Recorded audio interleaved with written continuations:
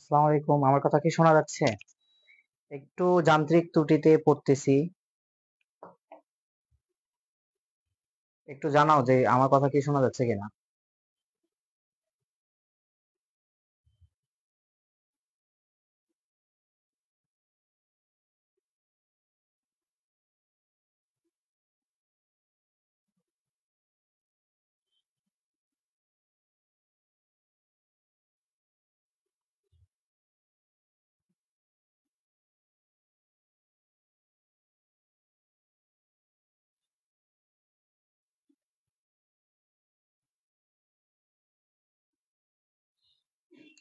আমাকে একটু সময় দাও, আমি একটু সেট আপ করে নেই। আমার ফোনে ল্যান্ডস্কেপে কাজ হচ্ছে না।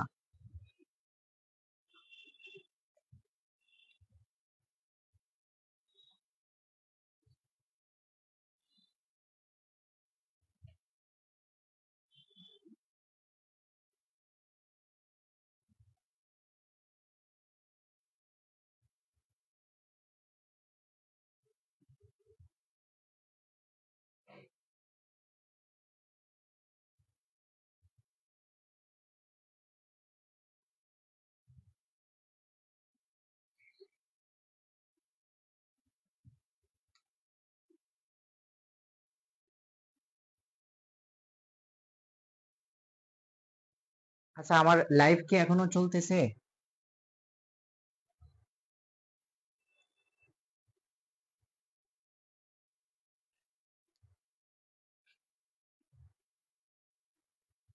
আমাকে একটু জানাও তো আমার লাইভ কি এখন চলতেছে?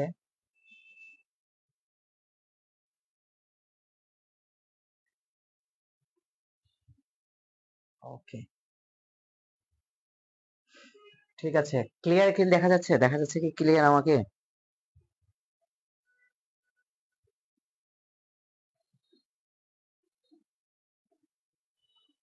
আমাকে ক্লিয়ার দেখা যাচ্ছে কিনা একটু আমাকে জানাও।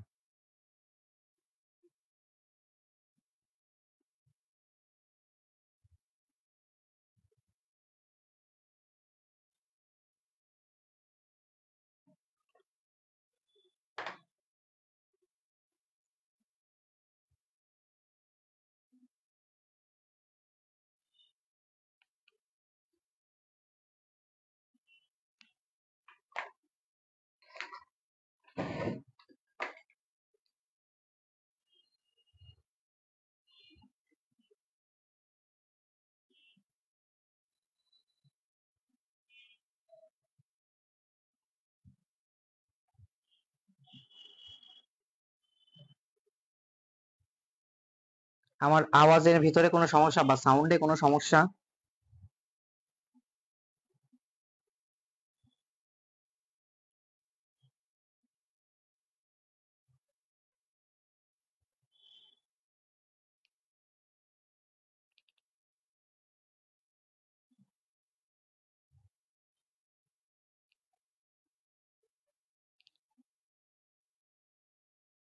একটু ওয়েট, আমি আমার একটু ফোনে এই ফোনে আগে নিই। আমাকে ঠিক মতো দেখা গেলেও একটু বলো যে ঠিক মতো দেখা যাচ্ছে না, ঝাপসা আছে কিনা।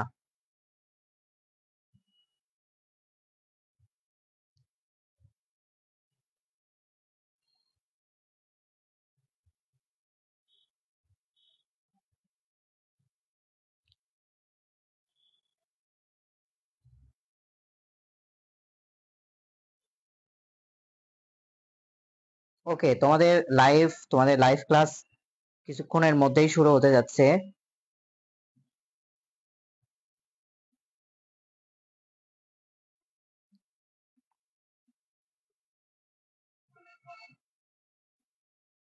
ওকে, ক্লিয়ার তো দেখা যাচ্ছে, আমি দেখতে পারতেছি, একেবারে ক্লিয়ার দেখা যাচ্ছে। ঠিক আছে, আমি দেখতেছি। তো তোমাদের ওকে, ক্লিয়ার দেখা যাচ্ছে। একটু ওয়েট করো, আমি ফোনটাকে একটু সেটেল করে রাখি। ওকে,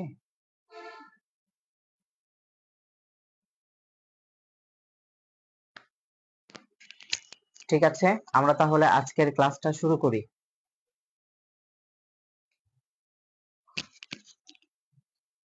তোমরা কে কে আছো একটু আমাকে জানাও তো, এখন কে কে দেখতেছো লাইভটা?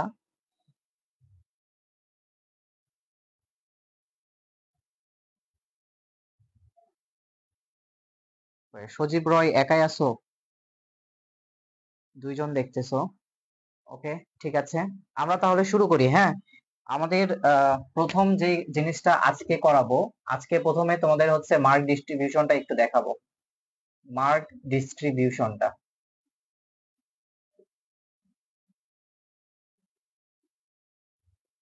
ওকে। আচ্ছা, মার্ক ডিস্ট্রিবিউশন করার আগে আমি তোমাদেরকে একটা কথা বলতে চাই। সিভিল ইঞ্জিনিয়ারিং স্কুলের পক্ষ থেকে আমি স্বাগতম জানাচ্ছি হোসাইন আলী। আজ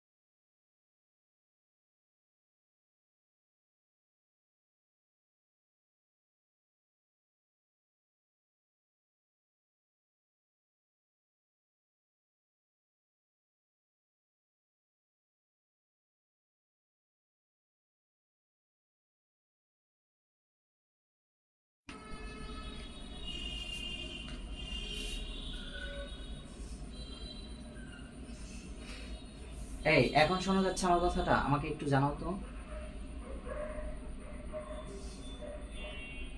আমার মাইক লাউড, আমার যে ইয়েটা ছিল সেটা ইয়েটা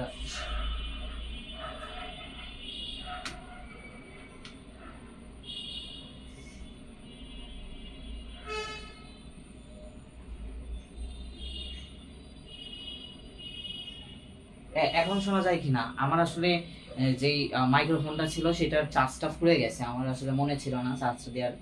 এখন শোনা যাচ্ছে কিনা? ওকে ঠিক আছে। তোমার মার্ক ডিস্ট্রিবিউশনে লেখাটা লিখছেন, তারপর থেকে কোনো কথাই শোনা যাচ্ছে না। আচ্ছা, আমি তাহলে মার্ক ডিস্ট্রিবিউশনের জিনিসটা আমি আরেকবার বলে দিতেছি। সেটা হচ্ছে তোমাদের, দেখো মার্ক ডিস্ট্রিবিউশন হচ্ছে 300 মার্কের পরীক্ষা হবে, ঠিক আছে? যেখানে 150 মার্কের হচ্ছে নন ডিপার্টমেন্টাল। এই নন ডিপার্টমেন্টাল হচ্ছে পাস মার্ক হচ্ছে 52.5, ঠিক আছে? নন ডিপার্টমেন্টের হচ্ছে পাস মার্ক হচ্ছে 52.5। এখন একটু ওয়েট, আমি একটু মেসেজটাকে একটু ইয়ে করে রাখি, কারণ অতিরিক্ত মেসেজ আসতেছে।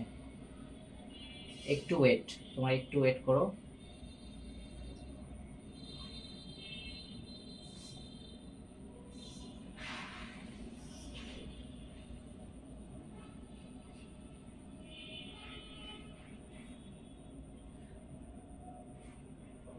একটু ওয়েট করো, হ্যাঁ।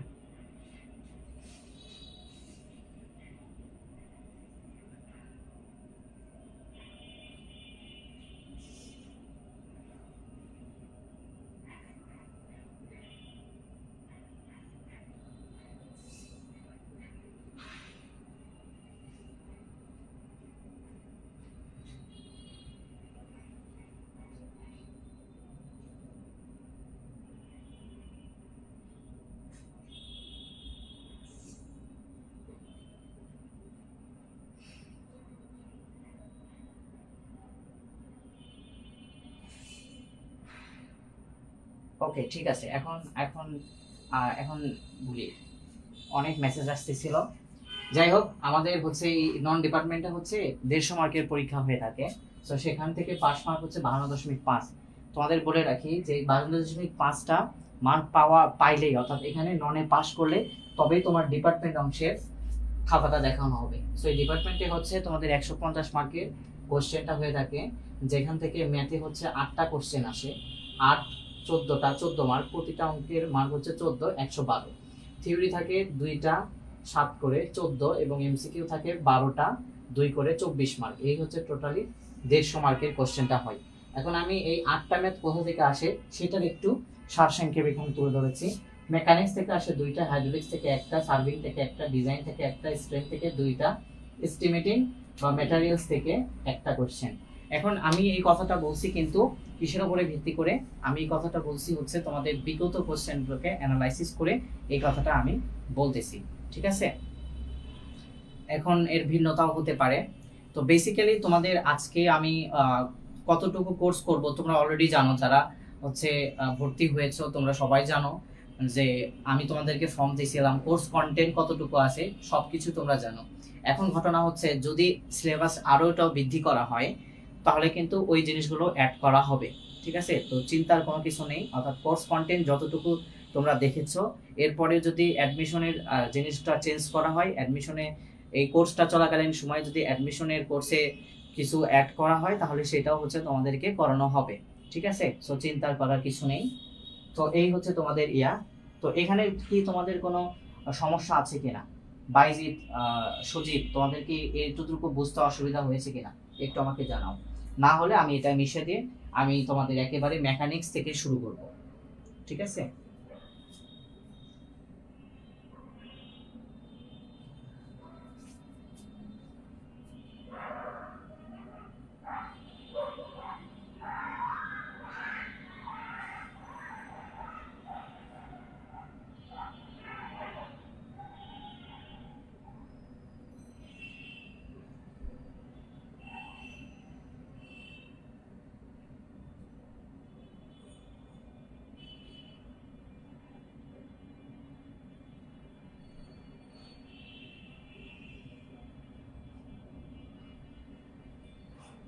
ওকে ঠিক আছে। আমি তাহলে তোমাদের হচ্ছে একেবারে মেকানিক্স, স্ট্রেংথ অফ ম্যাটেরিয়ালস থেকে, না স্ট্রেংথ অফ ম্যাটেরিয়ালস না, স্ট্রাকচারাল মেকানিক্স থেকে তোমাদের আবার নতুন করে শুরু করব।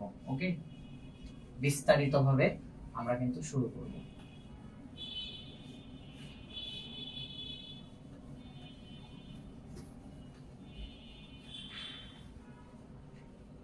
ওকে, তোমাদের স্ট্রাকচারাল মেকানিক্স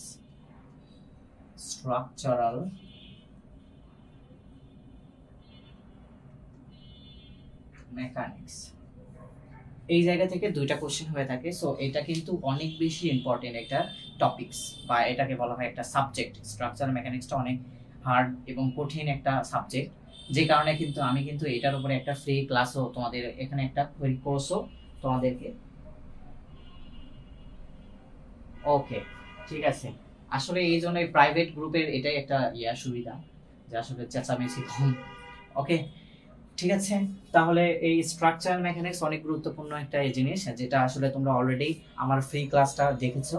মোটামুটি ওই রকমই ক্লাস হতে যাবে, বাট এখানে আমরা একটু চেষ্টা করব যে ম্যাথমেটিক্যাল প্রবলেমগুলো একটু বেশি করার, কারণ আমি ওইটা যেটা ক্লাস নিয়েছি টোটালি কিন্তু বেসিকের উপরেই ক্লাস নিয়েছি, ঠিক আছে। বাট এই ক্লাসগুলো ম্যাথ প্লাস বেসিক দুইটাই আসলে করানো হবে। সো মেকানিক্স, আমরা আসলে প্রথম যে জিনিসটা নিয়ে কথা বলবো সেটা হচ্ছে মেকানিক্স নিয়ে। মেকানিক্স কি জিনিস সেটা আগে বুঝো। মেকানিক্স হচ্ছে বল এবং বলের প্রভাব নিয়ে বিজ্ঞানের যে শাখায় আলোচনা করা হয় সেটাই হচ্ছে মেকানিক্স, বুঝছো?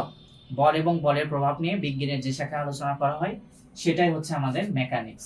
এই মেকানিক্সটা হচ্ছে তিন ধরনের হয়ে থাকে। এই মেকানিক্সটা হয়ে থাকে তিন ধরনের। একটাকে বলা হয় স্ট্রাকচারাল মেকানিক্স,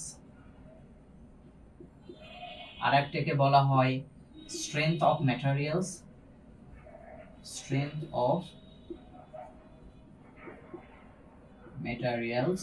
আরেকটা বলা হয় ফ্লুইড মেকানিক্স, বা এটাকে বলা হয় হাইড্রোলিক্স। ঠিক আছে, তোমাদের যেহেতু এই জিনিসগুলো পরিচিত ওয়ার্ড সেই জন্য আমি এইভাবে লিখলাম। সো মেকানিক্স তিন ধরনের হয়ে থাকে, একটা structural mechanics, strength of materials, আর একটা হচ্ছে হাইড্রোলিক্স। সো স্ট্রেংথ অফ ম্যাটেরিয়ালসটা কি আমি বলছি, কিন্তু মেকানিক্সটা হচ্ছে বল এবং বলের প্রভাব নিয়ে আলোচনা করা হয়, ঠিক আছে। তাহলে স্ট্রাকচারাল মেকানিক্সে বল এবং বলের প্রভাব যদি বাহ্যিকভাবে, অর্থাৎ external force and its effect, অর্থাৎ বাহ্যিক বল এবং এর প্রভাব নিয়ে যেই অংশে আলোচনা করা হয় বা যে শাখায় আলোচনা করা হয় সেটা হচ্ছে স্ট্রাকচারাল মেকানিক্স। আর স্ট্রেংথ অফ ম্যাটেরিয়ালসটা কি, যে inner force and its effect, অর্থাৎ ভিতরের অন্তর্ভুক্ত, বা ইনার বলতে বোঝাইতেছে ইন্টারনাল একটা বিষয়। সো ইন্টারনাল, আরেকটা হচ্ছে এক্সটার্নাল, বাহ্যিক বিষয়, আর একটা হচ্ছে ভিতরের বিষয়। তাহলে ভিতরের বল এবং বলের প্রভাব নিয়ে যে আলোচনা করা হয় সেটা হচ্ছে আমাদের স্ট্রেংথ অফ ম্যাটেরিয়ালস। এটা বুঝতে একটু অসুবিধা হওয়ার কথা। স্ট্রেংথ অফ ম্যাটেরিয়ালস বলতে বুঝাইতেছি, ধরো আমি এখানে কিন্তু একটা কি করলাম, ফোর্স অ্যাপ্লাই করলাম। ফোর্স অ্যাপ্লাই করার ফলে এই বস্তুটার ভিতরে যে বলের প্রভাব, বল এবং বলের প্রভাব যেটা বিস্তার করতেছে, এই জিনিসটাই হচ্ছে স্ট্রেংথ অফ ম্যাটেরিয়ালস। ঠিক একইভাবে পানিতে বল এবং বলের প্রভাব নিয়ে যখন আলোচনা করব সেই শাখাকে বলতেছি আমরা হাইড্রোলিক্স বা ফ্লুইড মেকানিক্স। এতটুকু বুঝছো? আমাকে একটু জানাও যে এটার ভিতরে পার্থক্য বুঝছো কিনা। এটা এক্সটার্নাল একটা বিষয়, এটা ইন্টারনাল বিষয়, আর এটা হচ্ছে ফ্লুইডের বিষয়। তোমরা বুঝছো কিনা একটু আমাকে জানাও।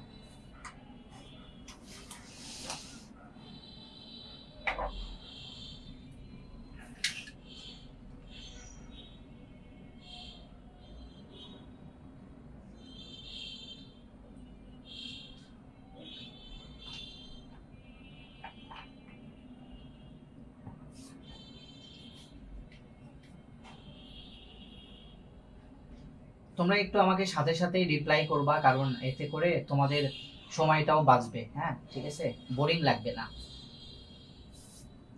ওকে, এতটুকু জিনিস যদি বুঝে থাকো তাহলে আমরা একেবারে আমরা তো বুঝতে পারছি যে মেকানিক্স তিন ধরনের হয়, স্ট্রাকচারাল, স্ট্রেংথ আর হাইড্রোলিক্স। তাহলে তিনটা সম্পর্কে আমরা অলরেডি জেনে ফেলছি। তাহলে আমরা এখন আলোচনা করব স্ট্রাকচারাল মেকানিক্স নিয়ে, যেটা হচ্ছে কি, যে জিনিসটা হচ্ছে আমাদের বাহ্যিক ফোর্স নিয়ে আলোচনা করা হয়ে থাকে। তাহলে এখানে তোমাদের এই স্ট্রাকচারাল মেকানিক্সে কোনগুলো টপিক আসলে কভার করব সেটা একটু লিস্ট করি। একটা হচ্ছে ভেক্টর, এরপরে হচ্ছে ফোর্স সিস্টেম, এরপরে আচ্ছা আমি এগুলো বাংলাতে লিখি যাতে তোমাদের অসুবিধা না হয়, তোমরা তো বাংলা মিডিয়ামে পড়ো, এই জন্য আমি এগুলো বাংলাতেই লিখতেছি। ভেক্টর বলের ব্যবস্থা, বলের সাম্যাবস্থা,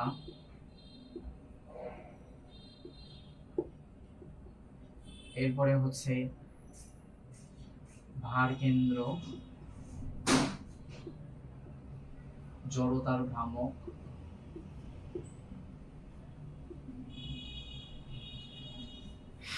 এরপরে হচ্ছে ফ্রিকশন বা ঘর্ষণ,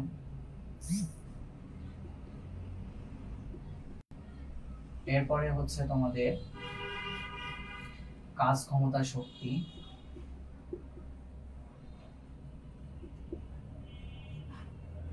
এরপরে হচ্ছে তোমাদের মোমেন্ট।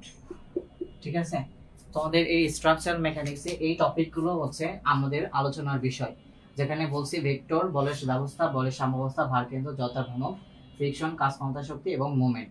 ঠিক আছে, তাহলে আমরা শুরু করি একেবারে শুরু দিয়ে ভেক্টর দিয়ে আমরা আমাদের স্ট্রাকচার মেকানিক্সের পদযাত্রা শুরু করে ফেলি। ঠিক আছে, আর তোমরা যদি নোট করো তাহলে তোমরা যেহেতু বেশি জন নাই এখন, যদি নোট করে থাকো তাহলে তোমাদের নোট করার সময় দেবো, আমাকে একটু বলবা যে ভাই নোট করার সময় দেন, আমরা তাহলে তোমাকে সাথে সাথে নোট করার সময় দেবো।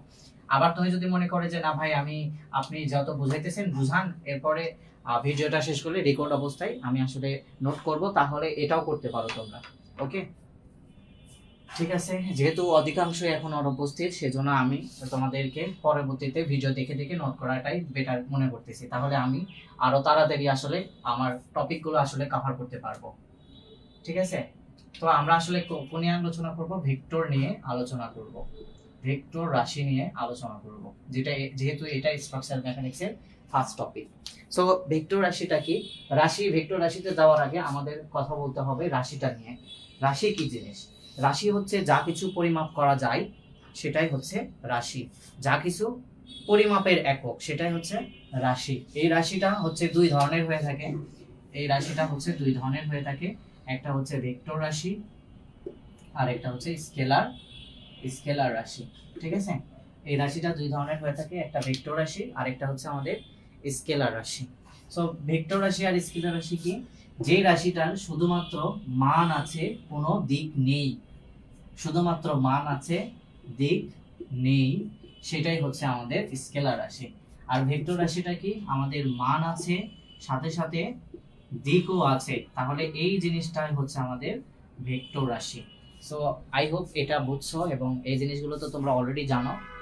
ঠিক আছে, সো আমাদের মানের সাথে সাথে দিকও থাকতে হবে। তো আমরা যেহেতু ভেক্টর নিয়ে আলোচনা করতেছি, স্কেলার এখন আমাদের আর দরকার নেই, আমরা এখন ভেক্টর নিয়ে আলোচনা করব।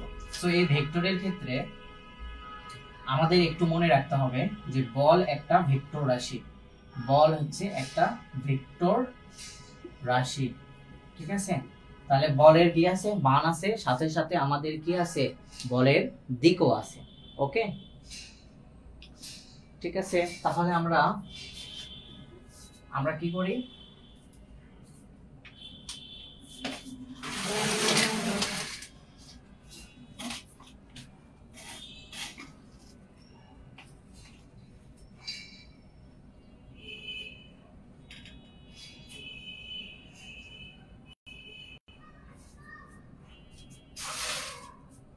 সো আমাদের কি আছে?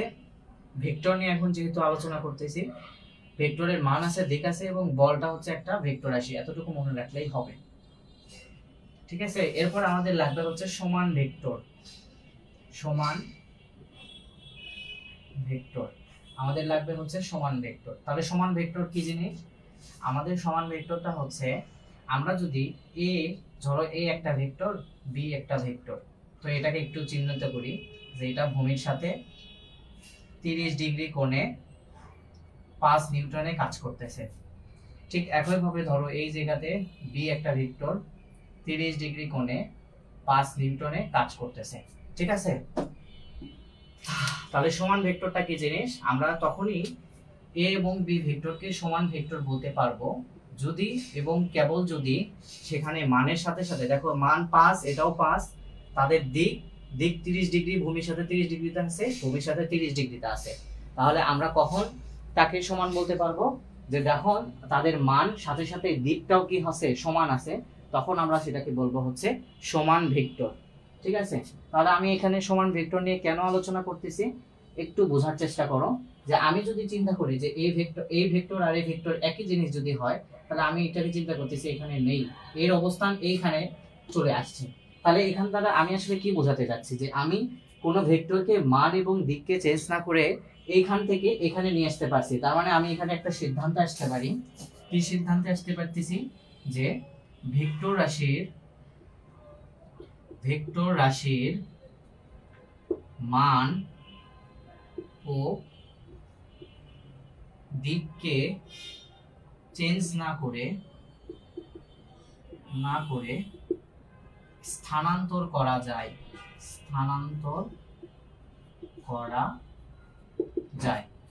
এই জিনিসটা তোমাদের একটু মনে রাখতে হবে। তোমরা যারা আমার ক্লাসগুলো আগে করছো তোমরা সেটা জানো যে ভেক্টর রাশির মান ও দিককে চেঞ্জ না করে আমরা স্থানান্তর করতে পারি।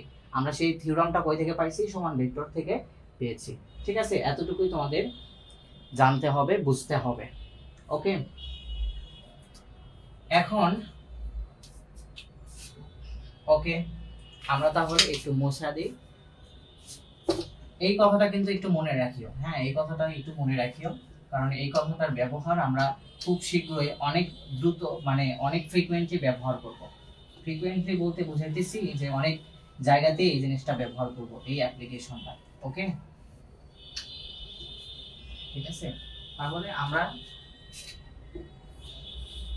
আমরা আসি সামান্তরিকের সূত্রে।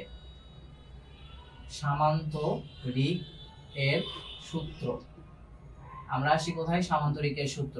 তো তোমরা যারা ভেক্টর পড়ো বা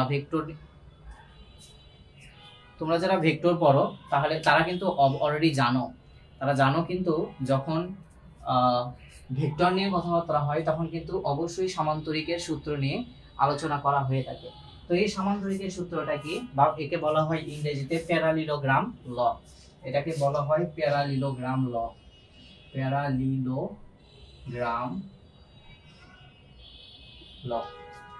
এটাকে বলা হয় প্যারালিলোগ্রাম ল। তাহলে এই সামান্তরিকের সূত্র বা প্যারালিলোগ্রাম ল কি বলতেছে? যদি একটি সামান্তরিকে, তাহলে আমরা একটা সামান্তরিক আঁকানোর চেষ্টা করি। তোমরা কি কোনো কমেন্ট করতেছো? ওকে, ঠিক আছে, তোমরা বুঝতেছো কিনা একটু আমাকে জানাও তো।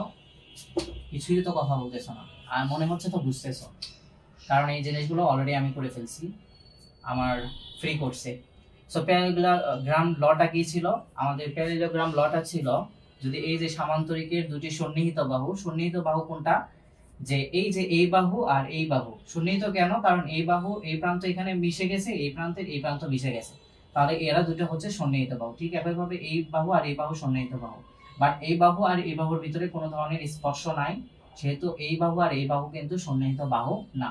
তো সামান্তরিক সূত্র বলতেছে যদি একটি সামান্তরিকের দুটি সন্নিহিত বাহু, এই যে সন্নিহিত বাহু যদি দুটি ভেক্টরকে নির্দেশ করে, ভেক্টর বলতে কি বোঝায়? তার মানও থাকবে এবং দিকে থাকবে, তাহলে নাম এ ভেক্টর আর হচ্ছে বি ভেক্টর, তাহলে দুটি ভেক্টরকে নির্দেশ করে, তবে এই সন্নিহিত বাহু যে বিন্দুতে মিলিত হয় বা সন্নিহিত বাহু থেকে যে কর্ণ অঙ্কন করা হয় সে বরাবর এই ভেক্টর দ্বয়ের লব্ধি নির্দেশ করে। ঠিক আছে, সামান্তরিকের সূত্র বলতে এটাই বোঝায়।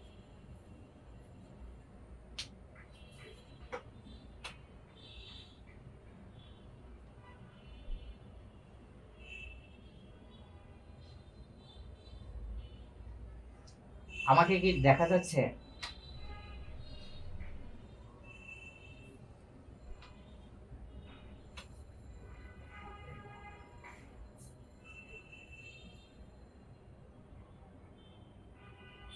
আমাকে কি দেখা যাচ্ছে?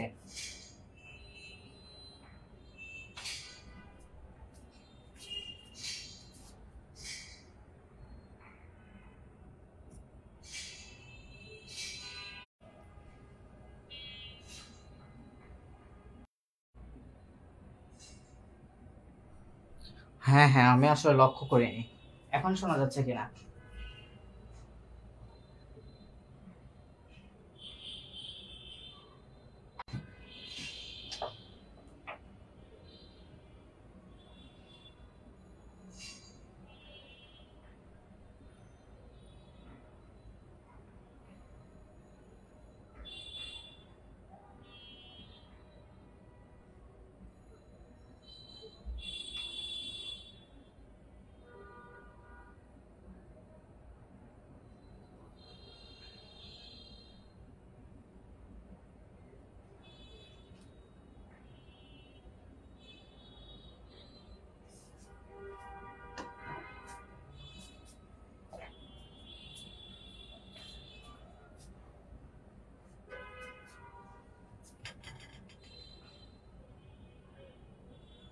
এখন দেখা যাচ্ছে? ওকে, ঠিক আছে। তাহলে দেখো সামান্তরিকের সূত্রটা কি ছিল, আমি আবারও বলি যে দুটি সন্নিহিত বাহু, একটি সামান্তরিকের দুটি সন্নিহিত বাহু। সন্নিহিত বাহু কি? যারা একে অপরের স্পর্শে থাকে। তাহলে এই বাহু দ্বারা যদি দুটি ভেক্টরকে নির্দেশ করে, তবে ওই সন্নিহিত বাহু থেকে যে কর্ণ অঙ্কন করা যায়, এটাই হচ্ছে তাদের লব্ধি নির্দেশ করে। ঠিক আছে, এইটাই জিনিসটা তাদের লব্ধি।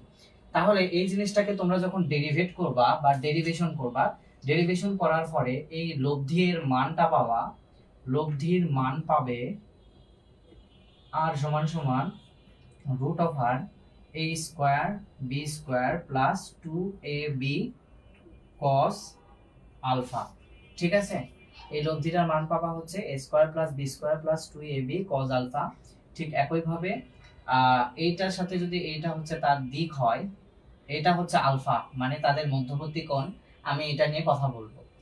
আর এইটা হচ্ছে কি তাদের, এই আলফা হচ্ছে তাদের মধ্যবর্তী কোণ, এবং আর এর সাথে কোনটা হচ্ছে বা দিকটা কোনটা, আর এর সাথে এই থিটাটা হচ্ছে দিক। তাহলে লব্ধির দিকটা কি, এই কথাটা তোমরা একটু মনে রাখবা। হ্যাঁ, এই কথাটা একটু মনে রাখবা, তোমাদের কাজে লাগবে, আমরা এটা ব্যবহার করব।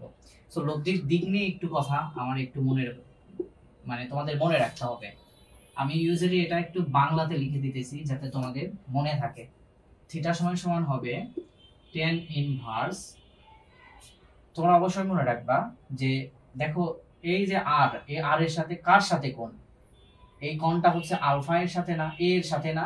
তাহলে যার সাথে কোণ এখানে দেবা যার সাথে কোণ প্লাস অপর ভেক্টর,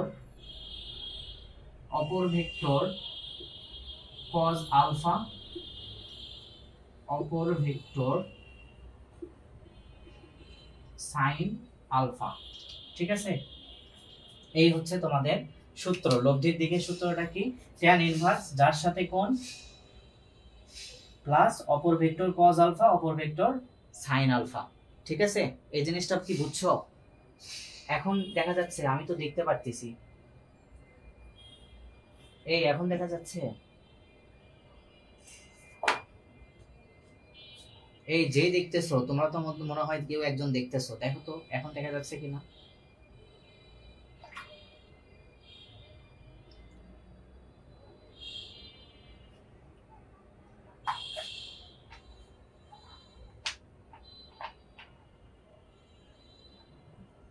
এখন দেখা যাচ্ছে?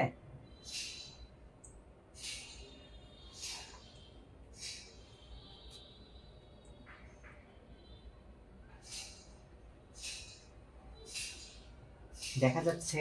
তোমরা তো রিপ্লাই দাও না কেন, একটু তাড়াতাড়ি রিপ্লাই দাও। যেই দেখতেছো সেই একটু রিপ্লাই দাও যে দেখা যাচ্ছে কিনা।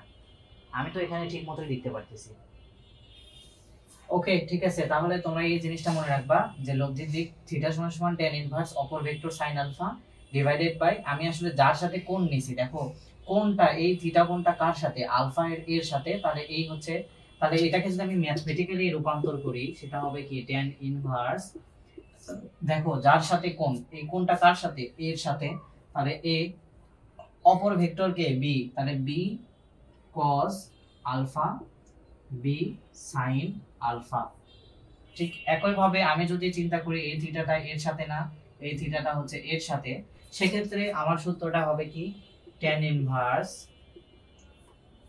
ইনভার্স কার সাথে কোণ, দেখো কার সাথে, থিটাটা কার সাথে, বি এর সাথে, তাহলে যার সাথে কোণ অপর ভেক্টর cos আলফা অপর ভেক্টর sin আলফা। ঠিক আছে, ক্লিয়ার? কোনটা বুঝুনি? এই জিনিসটা দেখো, এই জিনিসটা তোমরা একটু মনে রাখবা, এই যে আমি যে বাংলা কথাটা লিখে রাখছি এই জিনিসটা তোমরা একটু মনে রাখবা যে লব্ধির দিকে সূত্র কি, tan ইনভার্স যার সাথে কোণ প্লাস অপর ভেক্টর cos আলফা অপর ভেক্টর sin আলফা।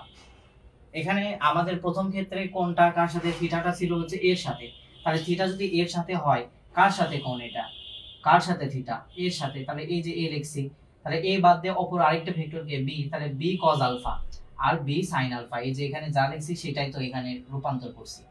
এর পরবর্তীতে আমি কি লিখলাম, থিটা হচ্ছে কার সাথে, থিটা হচ্ছে এই যে বি এর সাথে, তাহলে বি, তাহলে প্লাস এ cos আলফা এ sin আলফা, সেটা তো লিখছি। এখন বুঝছো?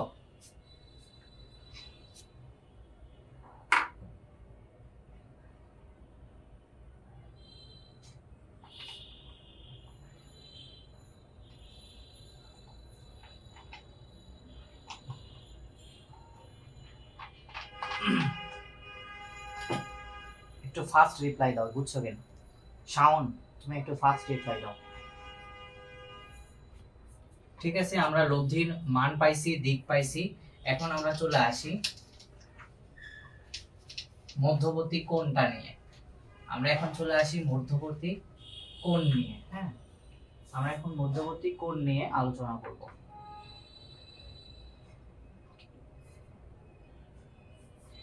মধ্যবর্তী কোণ, ভেক্টরের মধ্যবর্তী কোণ, এটা একটু স্পেশাল। ভেক্টরের মধ্যবর্তী কোণ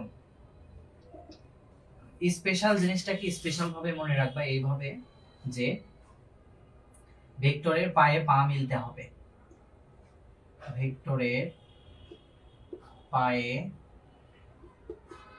পা মিলতে হবে, ভেক্টরের পায়ে পা মিলতে হবে। এই মিলার পরে যে কোণটা থাকবে, যে কোণ হবে সেটাই হচ্ছে আমাদের মধ্যবর্তী কোণ, সেটাই হচ্ছে আমাদের মধ্যবর্তী কোণ। ঠিক আছে, ভেক্টরের পায়ে পা মিলতে হবে, মিলার পরে যে মধ্যবর্তী কোণটা হবে সেটাই, যে কোণ হবে সেটাই হচ্ছে আমাদের মধ্যবর্তী কোণ। কিভাবে দেখো, আমাদের এখানে এর ধরো এটা হচ্ছে এ, দেখো এই ভেক্টরের এটা কিন্তু পা আর এটা হচ্ছে আমাদের মাথা। আরেকটা কি, ধরো এইটা একটা ভেক্টর বি, দেখো এইটা কিন্তু তার পা আর এটা হচ্ছে তার মাথা। এইখানেকার ক্ষেত্রে এই যে এতটুকু ধরো 135 দিয়ে রাখছি, তাহলে এই মধ্যবর্তী কোণ কি 135? অবশ্যই না, কারণ এখানকার পা আর এখানকার মাথা মিলছে, বাট আমি বলছি ভেক্টরের পায়ে পা মিলতে হবে। তাহলে পায়ে পা মিলতে হলে আমরা কি জানি, আমরা জানি যে ভেক্টরকে তার মান এবং দিককে চেঞ্জ না করে কি করা যায়, স্থানান্তর করা যায়। যদি স্থানান্তর করা যায় তাহলে আমরা কি করতে পারি, এই যে এই ভিটাকে ঠেলে উপরে উঠিয়ে দিতে পারি, ঠেলেও যদি উপরে উঠায় দিই তাহলে এই যে এতটুকু কি ছিল, 45 ডিগ্রি কোণেই ছিল কিন্তু। ঠিক আছে, দেখো তাহলে এই যে বি, তাহলে এই যে এটা হচ্ছে আমাদের বি ভেক্টর। দেখো এই ভেক্টরের পা এখানে মিলছে, এই ভেক্টরের পাটাও এখানে আছে, তার মানে পায়ে পা মিলছে, মেলার পরে যে কোণটা সেটাই হচ্ছে আমাদের মধ্যবর্তী কোণ। আমি কিন্তু তোমাদের বলছি যে এই ভেক্টরটাকে, ওই যে সমান সমান ভেক্টরের সময় আমি তোমাদের বলেছি যে ভেক্টরকে মান এবং দিককে চেঞ্জ না করে স্থানান্তর করা যায়, আমি কিন্তু এখানে ওই জিনিসটাই করেছি। ঠিক আছে, এই তোমরা কি দেখতেছো এবং বুঝতেছো, একটু আমাকে জানাও তো। দেখো এখানকার এই যে এই জিনিসটা কিন্তু এই জায়গাতে ছিল, এই জিনিসটা কিন্তু এই যে এই জায়গাতে ছিল, এটা কিন্তু 135 এর ছিল। আর টোটালটা দেখো, এই টোটালটা কত, 180, তাহলে এই এতটুকু অবশ্যই 35 কত হবে, 45। এটাকে জাস্ট ঠেলে উপরের দিকে উঠাই দিছি। দেখো এটা যদি 135 হয়, এটা 45, তাহলে এই 45 আর এই 45 কি বিপরীত কোণ। ঠিক আছে, আমি মানকে চেঞ্জ করছি, দিককে চেঞ্জ করছি, অবশ্যই না, দিককে চেঞ্জ না করে তাকে স্থানান্তর করে উপরে তুলে দিছি। ঠিক আছে, এতটুকু বুঝছো, আমাকে একটু জানাও বুঝছো কিনা, যে যাই যেই দেখো আমাকে একটু জানাও যে বুঝছো কিনা। এখন তো ক্লিয়ার দেখা যাচ্ছে।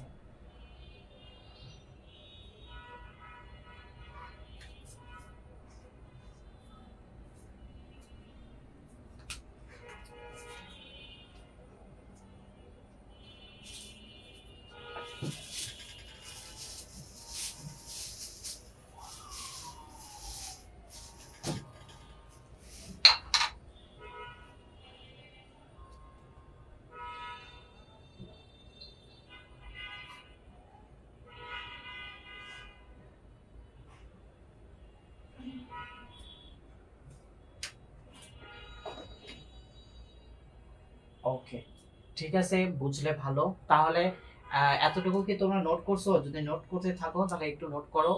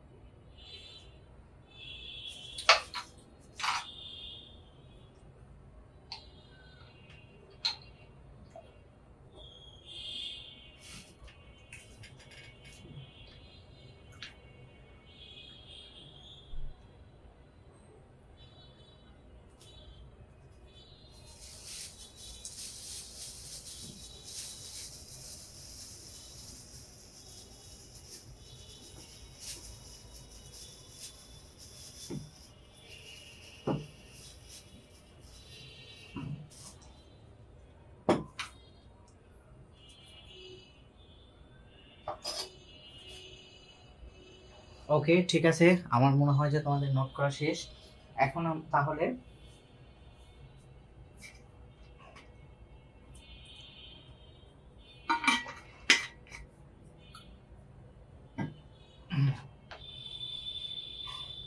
ঠিক আছে, আমরা তাহলে এগোই।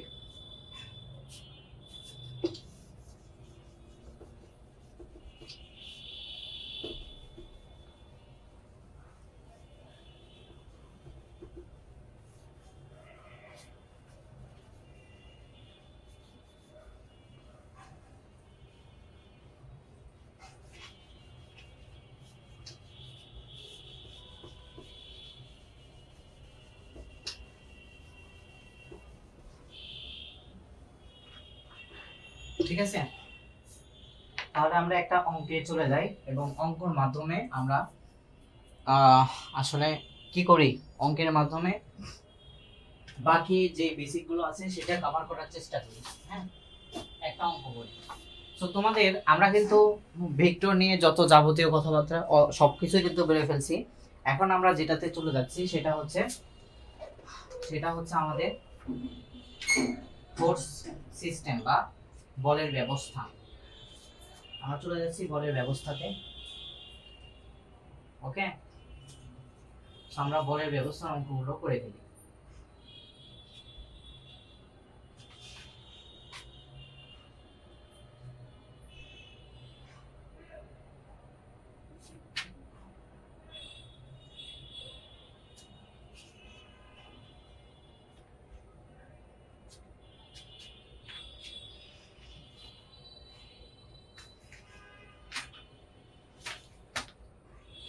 সো আমরা একটা অঙ্ক এখানে তোলার চেষ্টা করি বই থেকে। তোমরা বেসিক্যালি আমাদের ফোর্স সিস্টেমে দুই টাইপের অঙ্ক থাকে। এটা হচ্ছে টাইপ 1 এর অঙ্ক। হ্যাঁ, এই টাইপ 1 এর অঙ্কে আসলে চিত্র এই দিছে, আমি চিত্রটা আঁকাই আগে, তারপরে তোমাদের বুঝিয়ে দিছি। এত হচ্ছে 2.25 কিলোনিউটন, এরপরে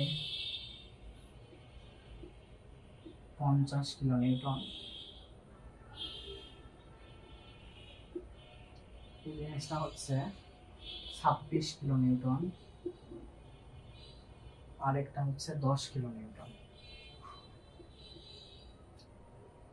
এখন এটা হচ্ছে 30 ডিগ্রিতে আছে, এটা হচ্ছে 1:2 তে আছে, এটা হচ্ছে 45 ডিগ্রিতে আছে, আর এটা হচ্ছে 5, আর এটা হচ্ছে 12 তে আছে। ওকে, সো তোমাদের এই টাইপ 1 আমি তোমাদের বলেছি যে তোমাদের ফোর্স সিস্টেমে দুই ধরনের বেসিক্যালি অঙ্কগুলো পেয়ে থাকবা। ঠিক আছে, একটা হচ্ছে তোমাদের টাইপ 1 এ যেটা চাইবে সেটা হচ্ছে লব্ধির মান, দিক, অবস্থান প্রকৃত কোণ বের করো। কোণ বের করো। সো টাইপ 1টা কি থাকবে তোমাদের? তোমাদের কোশ্চেনে দেয়া থাকবে যে লব্ধির মান, দিক, অবস্থান, প্রকৃত কোণ বের করো। সো আমরা তাহলে টাইপ 1 এর একটা অঙ্ক এখানে হাজির হয়েছি, যে কোশ্চেনে বলছে যে এরকম একটা বলের ব্যবস্থা দিয়ে রাখছে, এখানে বলছে যে লব্ধির মান এবং দিক বের করো, লব্ধির মান এবং দিক বের করো। ঠিক আছে, তাহলে এটা হচ্ছে আমাদের টাইপ 1 এর অঙ্ক। তো তোমরা একটু, আমি টাইপ 1 এর অঙ্ক কোনগুলো, আমার কাছে প্রযুক্তি বইটা নাই, ঠিক আছে, বাট আমি অ্যারেঞ্জ করে সামহাও তোমাদের পরবর্তী ক্লাস থেকে সেগুলো হচ্ছে বলে দিব যে কোন নাম্বার অঙ্কগুলো তোমরা হচ্ছে এইচডব্লিউ করবা, কোনগুলো ছেড়ে দিবা, কোনগুলো বাদ দিবা, সেই জিনিসগুলো তোমাদের হচ্ছে আমি নেক্সট ক্লাস থেকে বলবো, কারণ আমার কাছে এখন প্রযুক্তি বইটা নেই। ঠিক আছে, তোমাদের বেসিক্যালি কিন্তু আমি প্রযুক্তি দেখে অঙ্কগুলো করাবো। ওকে, তোমাদের বেসিক্যালি আমি প্রযুক্তি দেখে অঙ্কগুলো করাবো। সো তোমরা যারা দেখতেছো তোমরা কিন্তু প্রত্যেকেই প্রযুক্তি বইটা কিনে নাও, কারণ প্রযুক্তি বইটা তোমরা যেহেতু এখন পলিটেকনিকে আসো, তোমাদের জন্য অনেক সহজভাবে এটা উপস্থাপন করা হয়েছে। ঠিক আছে, তাহলে আমরা এটা অঙ্কটা সলভ করার চেষ্টা করি। তো সলভ করতে গেলে, আমাদের ফোর্স সিস্টেমের অঙ্কগুলোকে সলভ করতে গেলে তোমাদের অবশ্যই যে জিনিসটা জানতে হবে, একটা ট্রিক্স মনে রাখতে হবে। এই ট্রিক্সটা কি? এই ট্রিক্সটা হচ্ছে ওয়ান অ্যান্ড অনলি ট্রিক্স। সেই ওয়ান অ্যান্ড অনলি ট্রিক্সটা হচ্ছে সকল বলকে টানা বলে রূপান্তর করতে হবে। টানা বলে রূপান্তর করতে হবে, সকল বলকে টানা বলে রূপান্তর করতে হবে। সো আমি এখানে একটা কথা বলছি, টানা বল। সো এই জিনিসটা কি সেটা একটু বুঝো। এই জিনিসটা হচ্ছে, আচ্ছা এখানে একটু দেখার চেষ্টা করো, আমি বোর্ডকে একটু ভাগ করে নিই, কারণ অনেক বেসিক জিনিস এখানে তুলে ধরবো। সো টানা বল হচ্ছে, বল মেইনলি দুই ধরনের হয়ে থাকে, একটা হচ্ছে টানা বল আর একটা হচ্ছে চাপা বল। ঠিক আছে, একটা হচ্ছে টানা বল আর একটা হচ্ছে চাপা বল। সো তোমরা একটু খেয়াল করো, আমার দিকে খেয়াল করো। এই যে ধরো, এই যে আমি এই মার্কারটাকে ধরে এইদিকে ইয়ে করতেছি, এইভাবে করতেছি, তাহলে তোমার আমাকে কি বুঝতেছো যে এই একটা পয়েন্ট থেকে আমি ফোর্সকে বাইরের দিকে টানতেছি না? এই জিনিসটাকেই তো আমরা টানা বলতেছি, এই জিনিসটাকে টানা বলতেছি না? তাহলে সেই টানার ক্ষেত্রে কি করছি আমরা, একটা ফোর্স থেকে, একটা বিন্দু থেকে, এটা যদি একটা বিন্দু চিন্তা করি, ধরো এই সেই বিন্দু, এই বিন্দু থেকে আমি বাহিরের দিকে ফোর্সটা অ্যাপ্লাই হচ্ছে, এই ফোর্সটা বাইরের দিকে যখন অ্যাপ্লাই হচ্ছে, আমি এই সিস্টেমটাকে নাম দিছি কি, টানা সিস্টেম না?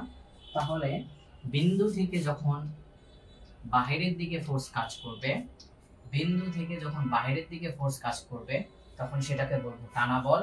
ঠিক একই ভাবে ধরো আমার এই হাতের দিকে একটু লক্ষ্য করো, আমি কি করতেছি এখানে, আমি ফোর্সটাকে ভিতরের দিকে বা একটা বিন্দুর দিকে কিন্তু অ্যাপ্লাই করতেছি। যদি একটা বিন্দু চিন্তা করি, এখানে এই বিন্দুকে চিন্তা করলে আমি ফোর্সটাকে বিন্দুর দিকে অ্যাপ্লাই করতেছি, তাহলে এই অ্যাকশনটাকে আমরা কি বলি, চাপ দেওয়া বলি না? তাহলে এটাই হচ্ছে আমাদের চাপা বল। তাহলে আমি কি বলতেছি, বিন্দুর দিকে ফোর্সটাকে অ্যাপ্লাই করতেছি। তাহলে বিন্দুর দিকে, যদি বিন্দু থেকে বাইরের দিকে যাই টানা বল, বিন্দুর দিকে হলে চাপা বল। ওকে, তাহলে আমাকে বলছে যে সকল বলকে টানা বলে রূপান্তর করতে হবে, অর্থাৎ বিন্দু থেকে সবগুলো বলটাকে কি রাখতে হবে, বাইরে রাখতে হবে। দেখো এই জায়গাতে, এই সিস্টেমে, এই জায়গাতে যদি একটা কমন বিন্দু চিন্তা করি, এই কমন বিন্দুর ক্ষেত্রে এই ফোর্সটা বাইরের দিকে, এটা বাইরের দিকে, এটা বাইরের দিকে, এটা বাইরের দিকে, অর্থাৎ আমার কিন্তু অলরেডি কাজ হয়ে আছে, সবগুলো ফোর্স কিসে আছে, টানা বলেই আছে, একে কিন্তু আর নতুন করে রূপান্তর করার কিছু নেই। যদি এমন থাকতো, এরকম থাকতো, আমি একটু বোঝানোর সুবিধার্থে একটা নতুন ডায়াগ্রাম অঙ্কন করি। ধরো এইটা হচ্ছে 2.25, এখানে হচ্ছে ধরো 5 নিউটন, এটা হচ্ছে ধরো 30 ডিগ্রিতে 7 নিউটন। সো এই এতটুকু জিনিস বুঝলেই হয়ে যাবে। দেখো সবগুলো ফোর্স কিন্তু একটা কমন বিন্দুতে কাজ করতেছে, তাহলে আমি কি বলছি, টানা বলে রাখতে হবে, সবগুলো বলকে টানা বলে রাখতে হবে। তো টানা বলে রাখতে গেলে আমাদের কি করতে হবে, দেখো এই ফোর্সটা বিন্দু থেকে বাইরের দিকে কাজ করতেছে, ইটস ফাইন, টানা বল। কিন্তু এই ফোর্সটা কিন্তু বিন্দুর দিকে কাজ করতেছে, তার মানে কি এটা চাপা বলে আছে। চাপা বলে যদি থাকে আমাকে কি করতে হবে, টানা বলে রূপান্তর করতে হবে। টানা বলে রূপান্তর করতে গেলে আমাদের যে থিওরামটা আমরা সমান ভেক্টরের জন্য শিখেছি, অর্থাৎ আমরা কি করি জানি, ভেক্টরকে তাদের মান এবং দিককে চেঞ্জ না করে স্থানান্তর করা যায়। তাহলে এই ফোর্সটাকে আমি স্থানান্তর করে, ধরো এই ফোর্সটাকে তুলে এই জায়গাতে নিয়ে আসি, ঠেলে এই দিকে নিয়ে আসি, নিয়ে আসা যাবে? দেখো 5, এর দিকও আমি চেঞ্জ করিনি, শুধুমাত্র এই জায়গাতে ছিল, তাকে আমি কোথায় নিয়ে গেছি, এই যে এই জায়গাতে নিয়ে এসেছি 5 কিলো নিউটন। তো আই হোপ এই যে চেঞ্জ করাটা বুঝতে পারছো। ঠিক একইভাবে দেখো এই জায়গাতে এটা কি আছে 7 কিলো নিউটন, এটা কিন্তু বিন্দুর দিকে কাজ করতেছে। বিন্দুর দিকে কাজ করলে সেটাকে বলা হয় চাপা বল। তাহলে এটাকে আমি এইভাবে চাপা বলে রাখতে পারবো না, কারণ আমার এই ফোর্স সিস্টেমের অঙ্কগুলো করতে গেলে অবশ্যই বলগুলোকে টানা বলে রাখতে হবে। তাহলে এই ফোর্সটাকেও ঠিক একইভাবে আমরা কি করতে পারি, ঠেলে এই যে এর ভিতর দিয়ে বের করতে পারি। কিন্তু কন্ডিশনটা কি, আমাদের মানও চেঞ্জ করা যাবে না। আচ্ছা, মান আমি চেঞ্জ করলাম না, এবং সাথে সাথে দিককেও চেঞ্জ করা যাবে না। দেখো এটা লম্বের সাথে কত ডিগ্রি কোণে আছে, 30 ডিগ্রি কোণে, তাহলে এটাও লম্বের সাথে কত ডিগ্রি কোণে থাকবে, 30 ডিগ্রি কোণে থাকবে। তো তোমরা এই জিনিসটা বুঝছো কিনা আমাকে একটু জানাও, যে তোমরা এই চাপা বল থেকে কিভাবে টানা বলে ট্রান্সফার করবা সেই জিনিসটা বুঝছো কিনা আমাকে একটু জানাও। কন্ডিশন একটাই, যে কোনোভাবেই এই মান এবং দিককে চেঞ্জ করা যাবে না। এতটুকু বুঝছো কিনা? এই চেঞ্জ করা বুঝছো কিনা, এটা একটু স্পেশাল, চেঞ্জ করা না বুঝলে সমস্যা আছে। ঠিক আছে, আমাকে একটু জানাও যে বুঝছো কিনা এটা।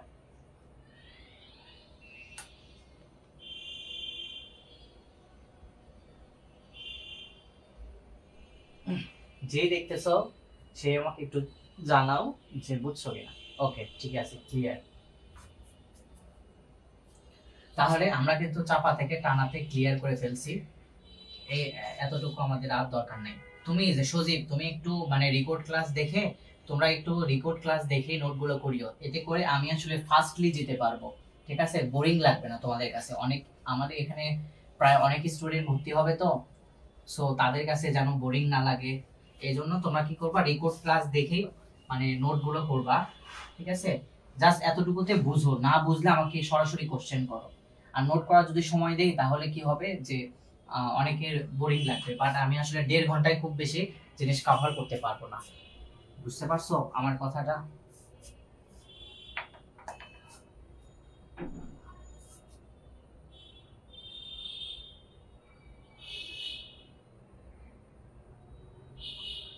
বুঝতে পারছো? ওকে, তাহলে আমরা এটাকে কি করি, সলভ করার চেষ্টা করি। ওকে, সলভ করার আগে দেখো তো এখানে আরেকটু সমস্যা আছে। আমাদের সমস্যাটা কি, এই যে ফোর্স গুলো কি আছে, ইনক্লাইন্ড অবস্থায় আছে না, বা হেলানো অবস্থায় আছে না, আমরা জানি। আচ্ছা, আজান দিচ্ছে, আজানের পরে আমি এটাকে আবার ক্লিয়ার করি।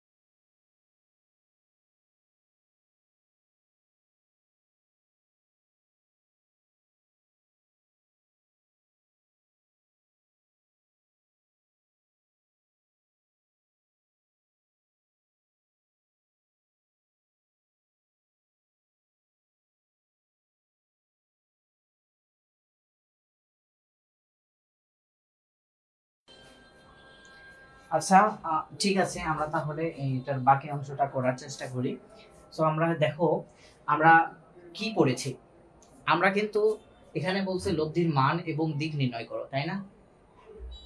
আমাদের এখানে বলছে লব্ধির মান এবং দিক নির্ণয় করো, বাট আমরা আসলে লব্ধির মান এবং দিক নির্ণয় করার ক্ষেত্রে লব্ধির মানের সূত্রটা দেখছিলাম কি, দুইটা ভেক্টর নিয়ে আমরা চিন্তা করছিলাম না, অর্থাৎ এ ভেক্টর এবং হচ্ছে বি ভেক্টর নিয়ে চিন্তা করছি আমরা।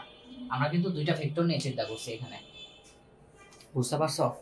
সো আমরা যেহেতু দুইটা ভেক্টর নিয়ে চিন্তা করছি, তাহলে কি করতে হবে, আমাদের এখানে কিন্তু অনেকগুলো ভেক্টর আমরা যেহেতু বলেই রাখছি, অলরেডি তোমাদের কিন্তু বলে রাখছি যে ফোর্স কিন্তু এই যে এগুলো ফোর্স এক একটা ভেক্টর আসে। সো এগুলো চারটা ভেক্টর, এখানে কিন্তু চারটা ভেক্টর বা এরকম আরো ভেক্টর থাকতে পারে, 6 7টা 8টা ভেক্টর থাকতে পারে। সো সেখান থেকে আমাদের কি করতে হবে, যেহেতু আমরা দুইটা ভেক্টরের সূত্র জানি, আমরা যদি কোনোভাবে ওই 6 7টা ভেক্টরটাকে কোনোভাবে দুইটা ভেক্টরে নিয়ে আসতে পারি, তাহলে কিন্তু সহজেই আমরা কি করতে পারবো, লব্ধির মান এবং দিকটাকে বের করতে পারবো। কনসেপ্টটা বুঝছো? কারণ আমরা লব্ধির মান এবং দিকের জন্য দুইটা ভেক্টর নিয়ে কাজ করছি, এর সূত্রটাও দুইটা দিয়ে দিচ্ছি, কিন্তু এখানে তো অনেকগুলা। তাহলে সেক্ষেত্রে আমাদের সলিউশনটা কি? তুমি যেহেতু ইঞ্জিনিয়ার হতে যাচ্ছ, তোমার কাছে সলিউশন আছে, সেই সলিউশনটা কি, এই জিনিসগুলোকে ভেঙে, এই ফোর্সগুলোকে ভেঙে যদি এমন ভাবে করা যায় যে দুইটা ফোর্সে রূপান্তর করা যায়, দুইটা ফোর্স মানে কি দুইটা ভেক্টরে রূপান্তর করা যায়, তাহলে কিন্তু আমি সহজে ভেক্টরের মান এবং দিকের মানটা কিন্তু পেয়ে যাব। আমাকে কিন্তু এই অঙ্কে লব্ধির মান এবং দিকটাই বের করতে বলছে, সাথে সাথে আমি এর প্রকৃত কোণটাও বের করে দেব, এর অবস্থানটাও দেখিয়ে দেব। ক্লিয়ার বিষয়টা? ওকে, আমরা তাহলে কি করতে হবে, নেক্সট কাজটা, এই যে এই চারটা ভেক্টর আছে বা অনেক অন্যান্য কেসের ক্ষেত্রে 6 7টা 8টা ভেক্টর থাকতে পারে, তো সেগুলোকে কি করতে হবে, আমাকে ভেঙে যে কোনো দুইটাতে রূপান্তর করতে হবে। তো আমরা সেটাকে কিভাবে জানি, আমরা জানি যে দুইটা উপাংশ, একটা যদি আমরা আসলে যদি এরকম কোনো অবস্থায় থাকে, অর্থাৎ হেলানো ভাবে থাকে, আমরা জানি দুইটা উপাংশ পাওয়া যায়। কিভাবে জানি, ধরো এটা একটা হেলানো অবস্থায় আছে, ধরো এটা সেই থিটা কোণে আছে, তো আমি এখান থেকে যদি লাইট মারি, হ্যাঁ এখান থেকে লাইট মারি, লাইটের রে এই পর্যন্ত যাবে, এরপরে এর এতটুকুর ছায়া কিন্তু এই যে এই সোজাসুজি কিন্তু এইভাবে কিন্তু ছায়া কিন্তু এতটুকু মধ্যেই সে কি থাকবে, থেকে যাবে, এর বাইরে কিন্তু থাকবে না। অর্থাৎ লাইট মারার পরে এই দণ্ডটার উপরে যতটুকু অংশে ছায়া থাকতেছে সেটাই হচ্ছে তার আনুভূমিক উপাংশ। তাহলে সেই জিনিসটা হচ্ছে কি তার আনুভূমিক উপাংশ, এটাকে ধরে নিতেছি হচ্ছে আমাদের এক্স। বুঝতে পারছো?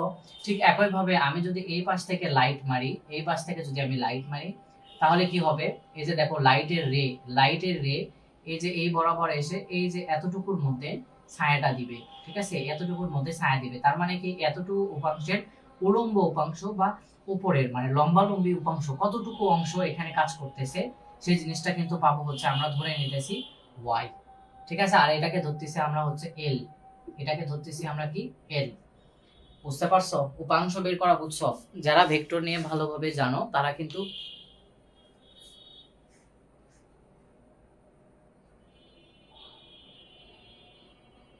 আসলে আমি যেগুলো অঙ্ক তোমাদের হচ্ছে ফ্রি ক্লাসে করাইছি সবগুলো কিন্তু ওখানেই কাভার হয়ে গেছে, বেসিক জিনিস কিন্তু ওর ভিতরেই কাভার হয়ে গেছে, সবগুলোই কাভার হয়ে গেছে, নতুন কোনো টিপস নেই তোমাদের। এই মেকানিক্স পার্টে তোমরা শুধু নতুন খুব বেশি দেখতে পারবে না, কারণ আমি আসলে তোমাদের যখন করাই দিছি ওই ফ্রি ক্লাসগুলা, তখন কিন্তু বেসিক ক্লিয়ার একেবারেই করে দিছি, হ্যাঁ সবগুলো বেসিক। অর্থাৎ তুমি কিন্তু দেখো ওখানে যা করেছি এখানে কিন্তু একই জিনিসই করাইতেছি, অর্থাৎ আমি কিন্তু ওইখানে সবকিছুই কভার করে দিছি, ঠিক আছে। বাট এখানে কি হবে, একটু তোমাদের ম্যাথমেটিক্যাল প্রবলেমগুলো বেশি করাবো, বাট অন্য পার্টে যখন যাব তখন কিন্তু তোমাদের কাছে আবার সেই জিনিসগুলো কঠিন মনে হবে, কারণ এই জিনিসগুলো তোমরা কিন্তু আগে করোনি, ঠিক আছে।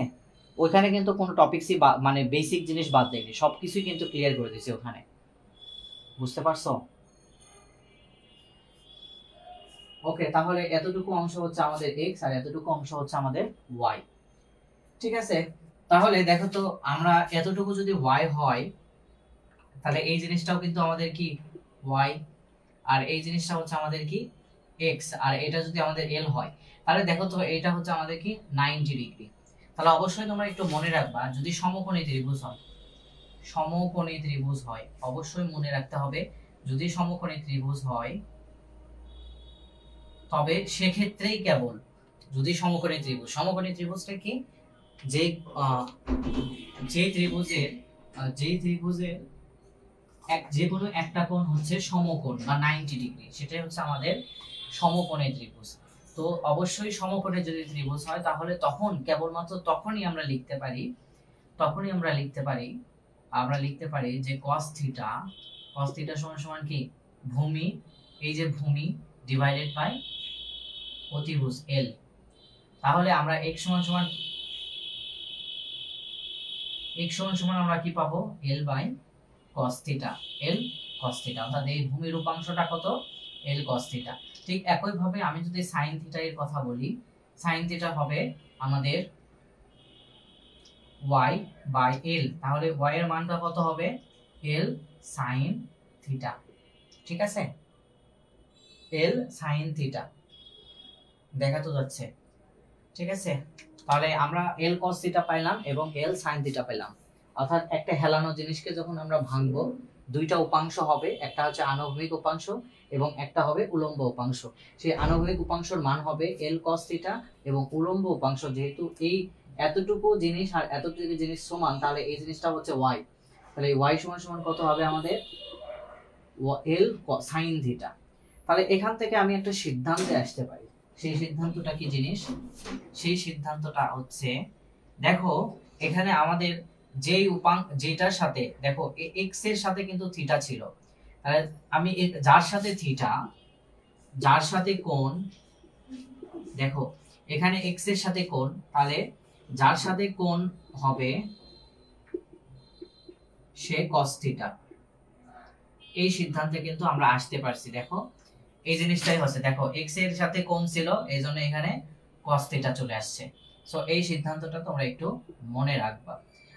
তোমরা যেহেতু যারা আমার ওই ক্লাসগুলো করেছো তাদের কাছে নতুন কোনো কিছুই মনে হবে না, কারণ এই জিনিসগুলোই আমি কিন্তু করাই দিছি। আর ওখানে যখন আমি করে দিছি আমি চেষ্টা করছি যে যতগুলো বেসিক আছে একটা অধ্যায়ে, ইভেন আমি এইভাবেই তোমাদেরকে সম্পূর্ণ কোর্সটা করিয়ে দিব। অর্থাৎ একটা অধ্যায়ের ভিতরে যতগুলো টিপস বা যতটুকু জানা দরকার, যেভাবে জানলে তোমার জন্য সহজ হয়ে যাবে সেইভাবে তোমাদেরকে আমি এটা জানিয়ে দেব। ঠিক আছে, এতটুকু ভরসা আমার উপরে রাখতে পারো। ঠিক আছে, তো আমাদের এখানে কি যার সাথে কোণ সে হবে cos থিটা, এই জিনিসটা আমাদের মনে রাখতে হবে। কেন মনে রাখতে হবে? কারণ আমরা যদি প্রত্যেকটা হেলানোর জন্য এইভাবে আলাদা আলাদা উপাংশ করে বের করি, এইভাবে যদি আলাদা আলাদা ভাবে বের করি তাহলে কিন্তু আমরা কি করতে পারবো না, অনেক সময় যাবে, আমাদের কিন্তু খুব বেশি সময় নেই। এই জন্য আমাদের এই যে সিম্পলি এই কথাটা মনে রাখতে হবে যে যার সাথে কোণ সে হবে cos থিটা। ক্লিয়ার? ওকে,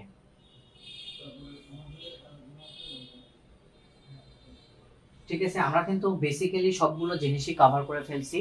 এখন আমরা এখন কি করব, এই জিনিসটা একটু মুছায় দিই, কারণ আমার একেবারে শেষ পর্যায়ে চলে গেছি। এখানে কিন্তু অবশ্যই মনে রাখতে হবে যে এটা শুধুমাত্র সমকোণী ত্রিভুজের জন্য এই সূত্রগুলো প্রযোজ্য।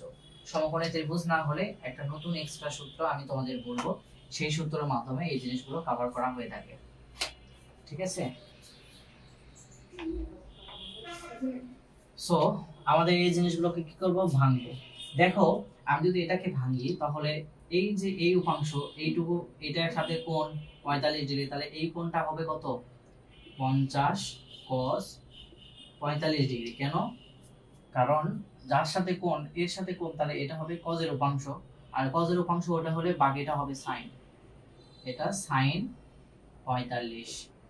ঠিক আছে, ঠিক একই ভাবে এটার কথা যদি চিন্তা করি, দেখো এই উপাংশ আর এই উপাংশ, তাহলে দেখো এই কোণ আর এই কোণটা হচ্ছে আমাদের একক কোণ, তাহলে এটা যদি 30 হয় তাহলে এই উপাংশটা কত হবে 10 cos 30 ডিগ্রি আর 10 sin 30 ডিগ্রি। ওকে, ক্লিয়ার? ঠিক একই ভাবে দেখো আমি যদি এই যে এটাকে ধরে নিতেছি থিটা, এখানে আমাদের কিন্তু কোণ দিয়ে দেয়নি, আমাদের ধরে নিতেছি থিটা, আমি ওটা কিভাবে ট্রান্সফার করব সেটা বুঝাই দিতেছি। সো এই কোণ যদি থিটা হয় তাহলে এটা হচ্ছে আমাদের থিটা, তাহলে যার সাথে কোণ সে হবে কি 2.25 cos থিটা আর এটা হবে 2.25 sin থিটা। ঠিক একই ভাবে আমি যদি চিন্তা করি এটা কথা, তাহলে এইটাকে ধরতেছি আমরা থিটা, তাহলে এই হচ্ছে আমাদের থিটা একক কোণ, তাহলে এই অনুসারে এটা হবে 26 cos থিটা আর এটা হচ্ছে 26 sin থিটা। এখন আমরা কিন্তু এই যে থিটার মানগুলো জানি না, এই যে এই জিনিসগুলোর মান কিন্তু জানি না, আমাদের কি করতে হবে, বসাইতে হবে। এই তোমরা কি দেখতেছো, তোমরা কি আছো আমার সাথে? আমার সাথে কি আছো তোমরা, না কেউ নাই?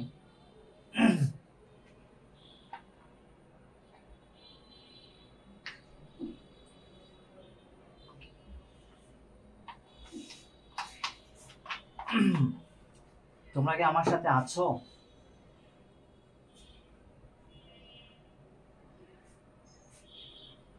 ওকে, বুঝতেছো তো? আই হোপ এটা বোঝার কিছুই নাই, কারণ এগুলো জিনিস তুমি তো মনে হয় করছো, আমার ক্লাসগুলো তখন করছো, ঠিক আছে?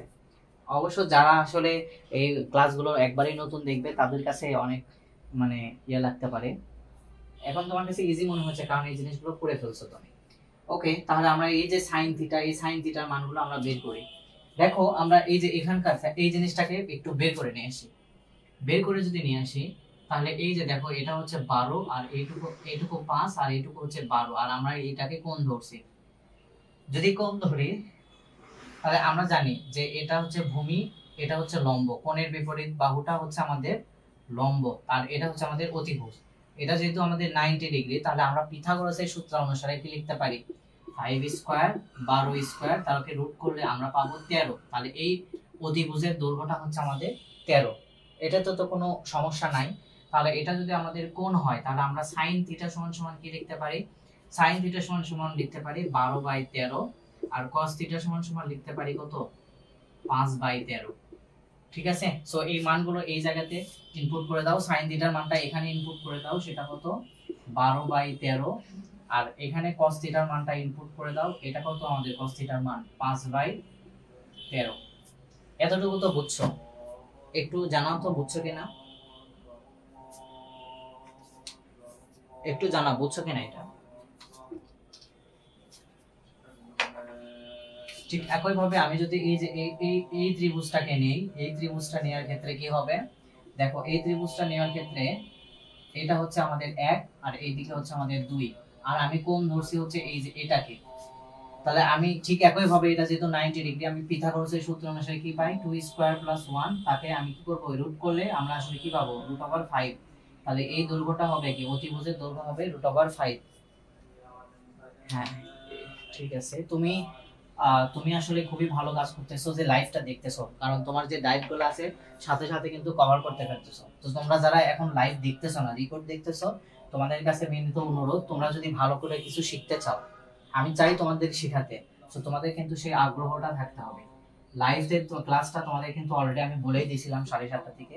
অবশ্যই পরবর্তী ক্লাসগুলো 7:30 থেকেই হবে, বা 7টা থেকে আমি কিন্তু তোমাদের শতভাগ উপস্থিতি আশা করতেছি। ঠিক আছে, ঠিক একইভাবে এখানে আমি আসলে কি লিখতে পারি, সাইন থিটা সমান সমান 1/2, কস থিটা সমান সমান লিখতে পারি, এখানে ভুল লিখছি, সাইন থিটা সমান সমান হবে 1/√5, আর কস থিটা সমান সমান হবে 2/√5। তোমাদের কিন্তু আবারও বলতেছি, এই যে এই সূত্রগুলো সাইন থিটা কস থিটা সমান সমান লম্ব বাই ভূমি, এই জিনিসগুলো কিন্তু আমি লিখতেছি কি কারণে, কারণ এই প্রত্যেকটাই হচ্ছে সমকোণী ত্রিভুজ, আর সমকোণী ত্রিভুজের জন্য এই সূত্রগুলো হচ্ছে সত্য। ঠিক আছে, তো আমরা সাইন থিটার মান, এই যে এই ত্রিভুজের জন্য সাইন থিটার মান কত পাইছি, 1/1/√5। তাহলে এই যে এই জায়গাতে একটু লিখে নাও, এই জিনিসটা হচ্ছে 2.25 গুণন 1/√5, আর এই জায়গাতে তোমরা একটু লিখবা সেটা কত, 2.25 সাইন, এটা হচ্ছে cos থিটা, cos থিটা মান হচ্ছে 2/√5। ঠিক আছে, আই হোপ তোমরা এতটুকু বুঝতে পারছো। ঠিক আছে, ওকে, বুঝতে পারলে আমরা তাহলে এটাকে সলভ করার চেষ্টা করি, এটা আমাদের আর লাগবে না। এটা হচ্ছে আমাদের 26/12/13। ঠিক আছে, তো আমাদের মেইন কাজটা কি, দেখো আমরা মেইন কাজটা কি আমি তোমাদের কিন্তু কিছুক্ষণ আগেই বলেছি, যে আমাদের কাজটা হচ্ছে, যেহেতু আমরা দেখেছি যে দুইটা ভেক্টর নিয়ে আমরা লব্ধির মান এবং দিক বের করছি, আমাদের কাজটা কি, এই যে এতগুলো ফোর্স বের করছি, এই এতগুলো ফোর্সকে আমাদের দুইটা ফোর্সে রূপান্তর করা। তাহলে আমরা সেটাকে কিভাবে করতে পারি, আমরা আসলে সামেশন হরাইজন্টাল করতে পারি, অর্থাৎ সামেশন আনুভূমিক দিকে বীজগণিতিক যোগফল বের করব। বীজগণিতিক যোগফল জিনিসটা হচ্ছে নেট ফোর্স বের করা, সাপোজ তুমি ধরো ইনকাম করতেছো, তুমি তো মেসে আছো তাই না, তোমার বাবা মার থেকে তুমি হচ্ছে 5,000 টাকা কি করতেছো ধরো আয় করতেছো, এবং তোমার আসলে ব্যয় হইতেছে 3500 টাকা। সো তোমার কাছে থাকতেছে কত 1500 টাকা। এই যে নিট একটা হিসাব এখানে তোমার কাছে নিট থাকতেছে কত 1500 টাকা। ঠিক একই ভাবে ডান দিকে কাজ করতেছে এত, বাম দিকে কাজ করতেছে এত। ধরো তোমার দড়ি খেলতেছো এই জিনিসটা দ্বারাও তোমরা বুঝতে পারো। ধরো এখানে দড়ি টানতেছো 15 নিউটনে, আর এই পাশ থেকে টানতেছো 20 নিউটনে। তাহলে এই কিন্তু কি করবে 15 নিউটন নিবে, নেওয়ার পরে এটাকে ইউটিলাইজ করবে, সে নিউট্রালাইজ করে দেবে। বাকি এক্সট্রা 5 নিউটনে সে আসলে কোন দিকে অনুভব করবে, বল দিকে। সেই 5 নিউটন কিন্তু এই দিকে কাজ করবে। সো বীজগণিতিক যোগফল বলতে বোঝাই হচ্ছে নেট ফোর্স বের করা। ঠিক আছে, বীজগণিতিক যোগফল মানে কি নেট ফোর্স বের করা। ঠিক আছে, তো আমরা এখন কি করব, সামেশন আনুভূমিক দিকে নেট বল ফোর্স বের করব এবং উলম্ব দিকে নেট ফোর্স গুলো বের করব।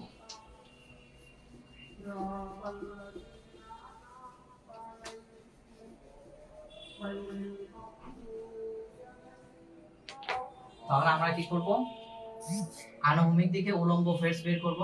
তাহলে এই উলম্ব ফোর্স এই যে সামেশন হরাইজন্টাল মানে কি বীজগণিতিক যোগফল বের করতেছি এবং ধরে নিতেছি যে এই দিকের ফোর্স গুলো অর্থাৎ ডান দিকের ফোর্স গুলো পজিটিভ এবং বাম দিকের ফোর্স গুলো নেগেটিভ। ডান দিকের ফোর্স গুলো পজিটিভ, বাম দিকের ফোর্স গুলো নেগেটিভ। তাহলে এই অনুসারে এই যে এই ফোর্সটা ডান দিকে কাজ করতেছে, তাহলে কত 50 cos 45 প্লাস দেখো এই ফোর্সটাও কিন্তু ডান দিকে কাজ করতেছে 2.25 2/√5। এরপরে দেখো এই ফোর্সটা কিন্তু বাম দিকে কাজ করতেছে, তাহলে বাম দিকে কত 10 cos 30 ডিগ্রি। ঠিক আছে, ঠিক একই ভাবে আমাদের এই যে এই ফোর্সটা কিন্তু বাম দিকে কাজ করতেছে, সেটা কত 26 গুণন 5/13। আর কোনো ফোর্স নাই। দেখো এই একটা ফোর্স দুইটা, এটা একটা তিনটা, এটা একটা চারটা, এবং এখানে কিন্তু চারটাই বের করছি। তাহলে এখানে করার পরে এটা ক্যালকুলেশন করার পরে সামেশন হরাইজন্টাল এর ভ্যালু আসে, সামেশন হরাইজন্টাল এর ভ্যালু আসে হচ্ছে 18.17 কিলো নিউটন। দেখো এটা কিন্তু পজিটিভ আসছে, তোমরা এখানে একটু ভালো করে বুঝো যে এই জিনিসটা কি আসছে পজিটিভ আসছে। তাহলে অবশ্যই মনে রাখবা যে কোনো জিনিসের পজিটিভ ভ্যালু আসা মানে কি, আমি ধরে নিছিলাম কি এই সামেশন হরাইজন্টালটা পজিটিভ দিকে কাজ করতেছে, আমি ধরে নিছি পজিটিভ আসছে, তার মানে কি এই সামেশন হরাইজন্টালটা আলটিমেটলি কোন দিকে কাজ করতেছে, পজিটিভ দিকে কাজ করতেছে। ঠিক ধরে নেওয়ার পরে তোমরা অবশ্যই মনে রাখবা যে ধরে নেওয়ার পরে যদি ভ্যালুটা পজিটিভ আসে, কি করবা, তার দিকটা কি আছে ঠিক আছে, কারণ আমি ধরে নিয়েছি কোন দিকে এই দিকে। যদি ধরে নেওয়ার পরে নেগেটিভ আসে তাহলে কি বুঝবা যে তোমার ধরাটা ভুল হচ্ছে, ডিরেকশনটা হবে তার অপোজিট দিকে, ঠিক আছে। এখন তাহলে আমরা সামেশন ভার্টিক্যালটা বের করি। তাহলে সামেশন ভার্টিক্যাল আমি ধরে নিতেছি এই সামেশন ভার্টিক্যালটা উপরের দিকে কাজ করবে, তাহলে উপরের দিকে বলগুলো পজিটিভ এবং নিচের বলগুলো নেগেটিভ। তাহলে এই যে দেখো আমাদের এই যে এটা 2.25 গুণন 1/5 এই জিনিসটা উপরের দিকে কাজ করতেছে। ঠিক একই ভাবে 10 sin 30 ডিগ্রি এটাও কিন্তু উপরের দিকে কাজ করতেছে, 10 sin 30 ডিগ্রি উপরের দিকে কাজ করতেছে। এরপরে দেখো 26/12/13 এটা নিচের দিকে কাজ করতেছে, এই জন্য নেগেটিভ, কারণ উপরের দিকে ফোর্স গুলো আমি পজিটিভ ধরছি, তাই নিচের গুলো ফোর্স গুলো আমরা নেগেটিভ ধরতেছি। এরপরে এই 50 এটাও নিচের দিকে কাজ করতেছে, তাহলে 50 sin 45 ডিগ্রি, তাহলে এটা আমাদের নিচে কাজ করতেছে। তাহলে এটা ক্যালকুলেশন করার পরে আমাদের ভ্যালু আসবে হচ্ছে -53.35 কিলো নিউটন, -35.53 কিলো নিউটন। এটা যেহেতু দেখো আমি তোমাদের কিন্তু এই কথাটাই বললাম যে দেখো আমি আমি ধরে নিছি কি সামেশন ভার্টিক্যালটাকে ধরে নিছি কি উপরের দিকে, তাহলে কিন্তু আসার পরে এই ধরে নেওয়ার পরে আমি অজানা ভ্যালুর মান কত আসছে, নেগেটিভ আসছে। তাহলে যদি নেগেটিভ আসে আমরা কি জানি, যদি নেগেটিভ আসে তাহলে আমরা কি সেটাকে কি করতে পারবো, যদি নেগেটিভ আসে এর অর্থ হচ্ছে আমি যেই দিকে ধরে নিছি সেই দিক ধরাটা ভুল হয়েছে, আমার দিক হবে তার উল্টো দিকে। তাহলে সামেশন হরাইজন্টাল ধরছি উপরের দিকে, তাহলে আমার যেহেতু নেগেটিভ আসছে তাহলে দিক ধরাটা ভুল হয়েছে। আমার আসলে দিক হবে কোন দিকে, আমার দিক হবে উপরের দিকে না, আমার দিক হবে নিচের দিকে। ঠিক আছে, এতটুকু বুঝছো? এই সজীব, তুমি কি বুঝছো? একটু আমাকে জানাও তো, তোমার কাছে তো এটা বুঝছো আমার মনে হয়।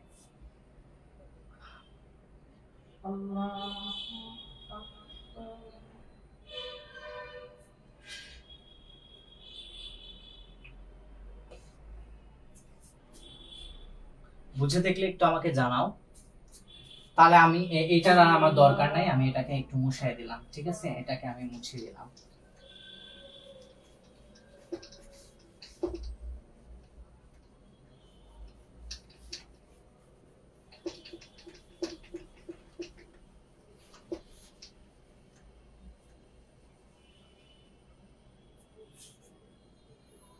ওকে, ঠিক আছে, আমরা কিন্তু মুছাই দিয়েছি। এখন আমাদের বলছে কি, আমাদের বলছে লব্ধির মান এবং দিক বের করতে। তো আমরা লব্ধির মান এবং দিক কি জানি?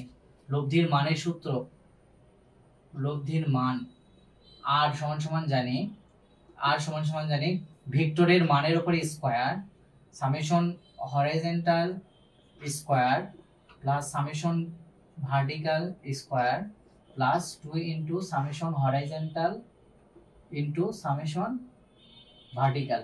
ঠিক আছে, এটাই তো সূত্র জানি আমরা, তাই না? ইনটু cos আলফা, সূত্র এটাই জানি না আমরা? আমরা কিন্তু সূত্র এটাই জানি। ঠিক আছে, আমরা একটু এইটার অবস্থান বের করার চেষ্টা করি। দেখো আমাদের সামেশন হরাইজন্টাল ফোর্সটা কোন দিকে কাজ করতেছিল? আমাদের সামেশন হরাইজন্টাল ফোর্সটা কাজ করতেছিল হচ্ছে এই দিকে, তাহলে এটা হচ্ছে আমাদের সামেশন হরাইজন্টাল। আর সামেশন ভার্টিক্যাল কাজটা করতেছিল কোন দিকে? আমাদের এই দিকে, সামেশন ভার্টিক্যাল। তো এই সামেশন হরাইজন্টাল এবং ভার্টিক্যালের মধ্যবর্তী কোণ কত ডিগ্রি আমাদের? 90 ডিগ্রি। তো সামেশন হরাইজন্টাল এবং ভার্টিক্যালের মধ্যবর্তী কোণ যদি 90 ডিগ্রি হয়, তাহলে একটু ক্যালকুলেটরে চেপে দেখো যে cos 90 এর ভ্যালু হচ্ছে 0। তাহলে আলটিমেটলি আমরা সূত্র পাই সামেশন হরাইজন্টাল স্কয়ার সমান সামেশন ভার্টিক্যাল স্কয়ার। তো আমরা সামেশন হরাইজন্টালের মানটা বের করি, বসাই দিই এখানে। সামেশন হরাইজন্টালের মান কত আমাদের? সামেশন হরাইজন্টালের মান হচ্ছে 1800 এটা স্কয়ার প্লাস ভার্টিক্যালটা হচ্ছে আমাদের 53.35, তার উপরে হচ্ছে আমাদের স্কয়ার। তো এটা ক্যালকুলেশন করলে হচ্ছে আমাদের লব্ধির মানটা পেয়ে যাব। তো এই লব্ধির মানটা হচ্ছে 56.54 কিলো নিউটন, 56.54 কিলো নিউটন। এই লব্ধির মানটা হচ্ছে 56.54 কিলো নিউটন। ওকে, সো এটা হচ্ছে আমাদের একটা অ্যানসার। তাহলে এই লব্ধিটা কোন বরাবর কাজ করবে? এই যে দেখো সামান্তরিক যদি আঁকি, এই যে সামান্তরিক যদি আঁকি, তাহলে এই যে এই বরাবর কর্ণ বরাবর আমাদের এই লব্ধিটা কাজ করবে। ঠিক আছে, সো এতটুকু যদি বুঝে থাকো তাহলে আমরা কি করব? আমরা তাহলে লব্ধির দিকটা আমরা বের করার চেষ্টা করি। সো আমাদের লব্ধির দিকের কি সূত্র ছিল? আমাদের লব্ধির দিকের কি সূত্র ছিল? আমাদের লব্ধির দিকের সূত্র ছিল থিটা সমান সমান tan ইনভার্স যার সাথে কোণ প্লাস অপর ভেক্টর cos আলফা অপর ভেক্টর sin আলফা। এই জিনিসটাই তো আমরা আসলে পড়েছি, তাই না? তাহলে এই থিটা সমান সমান আমরা কি লিখতে পারি? tan inverse. এখন আমরা চিন্তা করতেছি যে এই যে সামেশন হরাইজন্টালের সাথে কোণটা নিব, তাহলে সামেশন হরাইজন্টালের সাথে কোণ নিলে আমি বলছি যার সাথে কোণ সে থাকবে ফ্রি, সামেশন হরাইজন্টাল প্লাস আরেকটা এই জিনিসটা কি summation vertical cos alpha summation vertical sin alpha. ঠিক আছে, এটাই তো আমি এই জিনিসটাকে জাস্ট ম্যাথমেটিক্যালি এখানে লিখছি। তাহলে এখানে লিখতে পারি tan ইনভার্স সামেশন হরাইজন্টালের মান আমরা কত পাইছি? সামেশন হরাইজন্টালের মান পাইছি হচ্ছে 18.70। আর এই যে cos 90 ডিগ্রি, আলফা হচ্ছে কি আমাদের মধ্যবর্তী কোণ, তো এই মধ্যবর্তী কোণ কিন্তু আমাদের এই যে দেখো 90 ডিগ্রি, তাহলে cos 90 ডিগ্রির ভ্যালু কিন্তু 0। এরপরে সামেশন ভার্টিক্যালের ভ্যালু কত পাইছি? 53.35 35, আর এই আলফা সাইন 90 ডিগ্রির ভ্যালু হচ্ছে 1, সেই জন্য আমরা লিখলাম না। এখন এখানে একটু কথা মনে রাখতে হবে যে এখানে কিন্তু প্লাস মাইনাস কিন্তু লিখবা না, শুধুমাত্র তোমাদের মানটা লিখবা। ঠিক আছে, এখানে কিন্তু আর প্লাস মাইনাস লেখার কোনো প্রয়োজনীয়তা নেই, শুধুমাত্র লিখবা হচ্ছে মান, অর্থাৎ একেবারে ভ্যালিড মানটা কতটুকু। ঠিক আছে, এখানে দেখো 53.35 ডিভাইডেড বাই 18.70। ওকে, ক্লিয়ার হয়েছে বিষয়টা? আমার মনে হয় যে ক্লিয়ার হয়েছে। হ্যাঁ, এখানে মাইনাস ধরে বের হলেও প্লাসই ধরতে হবে, কারণ আমি আসলে এটাকে কি করতেছি, মাইনাসকে প্লাসই করতে, স্কোয়ার করতেছি না। মাইনাস বসাও অথবা প্লাস বসাও, তোমাদের কিন্তু স্কোয়ার করতেছি, আসলে পজিটিভ হয়ে যাবে। বাট মূল কথাটা কি এখানে, মূল কথাটা হচ্ছে এখানে তোমরা সবসময় মনে রাখবা যে কোনো একটা ভ্যালুর সামনে মাইনাস মান দ্বারা বোঝাই বা প্লাস মান দ্বারা বোঝাই, পজিটিভ বা নেগেটিভ বোঝাই তার দিকটা বের করার জন্য। কারণ আমরা জানি ভেক্টর রাশি, তাহলে ভেক্টর রাশিটার কি থাকবে, দিক থাকবে। ভেক্টর রাশিটার থাকবে দিক, তাহলে দিক থাকলে অবশ্যই কি করতে হবে, আমাদের পজিটিভ এবং নেগেটিভ হতে হবে। তো নেগেটিভ দ্বারা বোঝাই হচ্ছে অপোজিট দিক। আসলে বেসিক্যালি পজিটিভ এবং নেগেটিভ জিনিস দ্বারা বোঝাই হচ্ছে দিকটা বেসিক্যালি। তো আমাদের তো মান বের করতেছে, আমাদের দিকের কোনো প্রয়োজনীয়তা নেই। আমরা কিন্তু অলরেডি এই যে এখানে দিক দেখাই দিয়েছি, তো দিক দেখে দিয়েছে, আমাদের শুধুমাত্র লব্ধির মান বের করতে বলছে, মান দিয়ে আমরা বের করছি। এখানেও কিন্তু লব্ধির মানটাই আমরা চাইছি, আমাদের দিকের কিন্তু প্রশ্ন হইতেছে না, অবস্থান আমরা কিন্তু দেখে দিয়েছি। ঠিক আছে, ক্লিয়ার হয়েছে? সো এটা ক্যালকুলেশন করলে তোমাদের থিটা এর ভ্যালু আসবে, তোমাদের থিটা এর ভ্যালু আসবে 70.68। তোমাদের থিটার ভ্যালু আসবে 70.68 ডিগ্রি। এটাই হচ্ছে তোমাদের অ্যানসার, লব্ধির দিকের সূত্র। এই যে লব্ধির দিকটা পাইছি, এটা হচ্ছে আমাদের অ্যানসার। ক্লিয়ার হয়েছে বিষয়টা? আমার মনে হয় যে ক্লিয়ার হয়েছে। এই তুমি এখন বুঝছো পজিটিভ নেগেটিভ কেন দিলাম না? নেগেটিভ কেনই দেয়নি, কারণ নেগেটিভ দ্বারা বোঝাইতেছে তার দিকটা, পজিটিভ দ্বারা বোঝাই তার দিকটা, অর্থাৎ পজিটিভ নেগেটিভ দেয় হয় দিকের জন্য। ঠিক আছে, বুঝছো?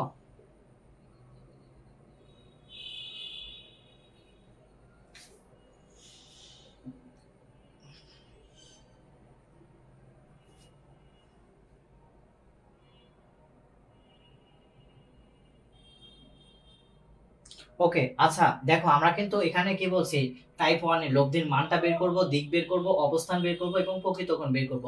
আমরা কিন্তু এখানে লব্ধির মান বের করছি, লব্ধির দিক বের করছি। এই যে এটা হচ্ছে লব্ধির অবস্থান। দেখো সামেশন হরাইজন্টাল কোণ দিকে কাজ করতেছিল, আমাদের সামেশন হরাইজন্টাল এই দিকে কাজ করতেছিল, এবং সামেশন ভার্টিক্যাল কোণ দিকে কাজ করতেছিল এই দিকে। এবং আমরা জানি দুটি সামান্তরিক, সামান্তরিক এটা একটা সামান্তরিক হয়ে গেছে, মানে সামান্তরিকের কর্ণ বরাবর কিন্তু তাদের লব্ধিটা কাজ করবে। লব্ধিটা এখানে কাজ করতেছে, এবং আমি ধরে নিছি যে এই হচ্ছে হরাইজন্টালের সাথে বা সামেশন হরাইজন্টালের সাথে আমাদের এই আরটা কাজ করতেছে, বা এই থিটাটার মান বের করছি। ঠিক আছে, তো এটাই হচ্ছে তোমাদের অবস্থান দেখে দেয়া। ঠিক আছে, অবস্থানের বিষয়টা বুঝতে পারছো। এখন আমাদের আরেকটা জিনিস বাদ গেছে, সেটা হচ্ছে প্রকৃত কোণ। ঠিক আছে, এই প্রকৃত কোণটা কি জিনিস এখন সেটাই বলবো। তো আমি কিন্তু মিশিয়ে ফেলতেছি, তোমাদের কিন্তু বলছি যে তোমরা লাইভ চলাকালে নোটটা করিও না, কারণ এতে করে আসলে আমার একটু দেরি হয়ে যাবে বা অনেকেরই কিন্তু বোরিং লাগবে। তো আমি চাই যে একটু কন্টিনিউয়াস ভাবে কথা বলতে তোমরা এই জিনিসগুলো রেকর্ড দেখে করতে পারো। ওকে, ঠিক আছে, আমরা তাহলে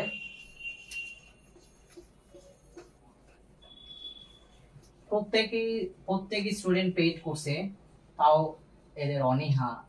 আমি আগেই বলে দিছি যে ক্লাস হবে এত সময়। আচ্ছা সমস্যা নাই, তাদের ইচ্ছা।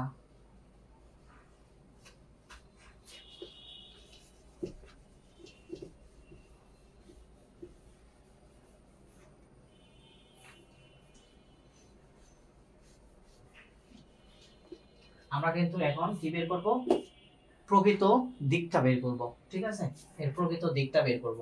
আমাদের কি ছিল দেখো তো, আমাদের সামেশন হরাইজন্টাল এই দিকে ছিল, সামেশন ভার্টিক্যাল এই দিকে ছিল, সামেশন হরাইজন্টাল এই দিকে ছিল, সামেশন ভার্টিক্যাল এই দিকে ছিল, আর লব্ধিটা কোন বরাবর কাজ করছে, এই বরাবর কাজ করছে, এবং আমার লব্ধির দিকটা ছিল হরাইজন্টালের সাথে।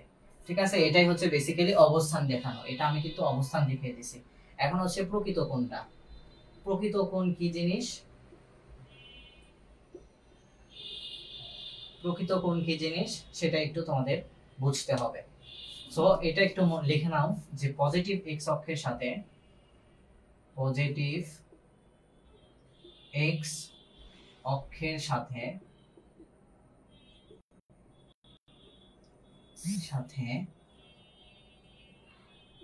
ডানাবর্তে ঘুরে, পজিটিভ এক্স অক্ষের সাথে ডানাবর্তে ঘুরে লব্ধির সাথে যে কোণ উৎপন্ন করে, লব্ধির সাথে যে কোণ উৎপন্ন করে তাকে প্রকৃত কোণ বলে। ঠিক আছে, সো আমরা এটাকে বিটা দ্বারা প্রকাশ করতেছি, নট নেসেসারি, আমি এটা মনে হলো, আমার মন চাইছে, এই জন্য বিটা দ্বারা প্রকাশ করছি। ঠিক আছে, সো পজিটিভ এক্স অক্ষের সাথে ডানাবর্ত ঘুরে লব্ধির সাথে যে কোণ উৎপন্ন করে সেটাই হচ্ছে আমাদের কি কোণ? প্রকৃত কোণ। দেখো আমার লব্ধি কিন্তু এই জায়গাতে কাজ করতেছে, তাহলে এটা হচ্ছে আমাদের পজিটিভ এক্স অ্যাক্সিস। দেখো এটা কিন্তু আমাদের পজিটিভ এক্স অ্যাক্সিস আর এটা হচ্ছে আমাদের নেগেটিভ এক্স অ্যাক্সিস। আমি বলছি পজিটিভ এক্স অ্যাক্সিসের সাথে, পজিটিভ এক্স অ্যাক্সিসের সাথে এখানে ডানাবর্তে না, এটা হচ্ছে বামাবর্তে ঘুরে। এটা একটু কারেকশন করে নাও, এটা ডানাবর্তে না, এটা বামাবর্তে। তাহলে এই পজিটিভ এক্সিসের সাথে বামাবর্তে ঘুরতেছে, ঘুরে লব্ধির সাথে যে কোণ উৎপন্ন করে সেটাই হচ্ছে আমাদের প্রকৃত কোণ। তো বেসিক্যালি এই জিনিসটাই হচ্ছে আমাদের প্রকৃত কোণ। এই যে এখান থেকে শুরু করে এই পর্যন্ত এই জিনিসটাই হচ্ছে আমাদের প্রকৃত কোণ। তাহলে এই প্রকৃত কোণটা আমাদের কেমন হতে পারে? আমরা আসলে প্রকৃত কোণটা বিটা সমান সমান কি লিখতে পারি? 360 মাইনাস ওই থিটা, এটাই হচ্ছে আমাদের প্রকৃত কোণ। এটা হচ্ছে আমাদের অ্যানসার। তো থিটার মানটা আমাদের কত বের করছি? 70.68 বের করছি, 70.68।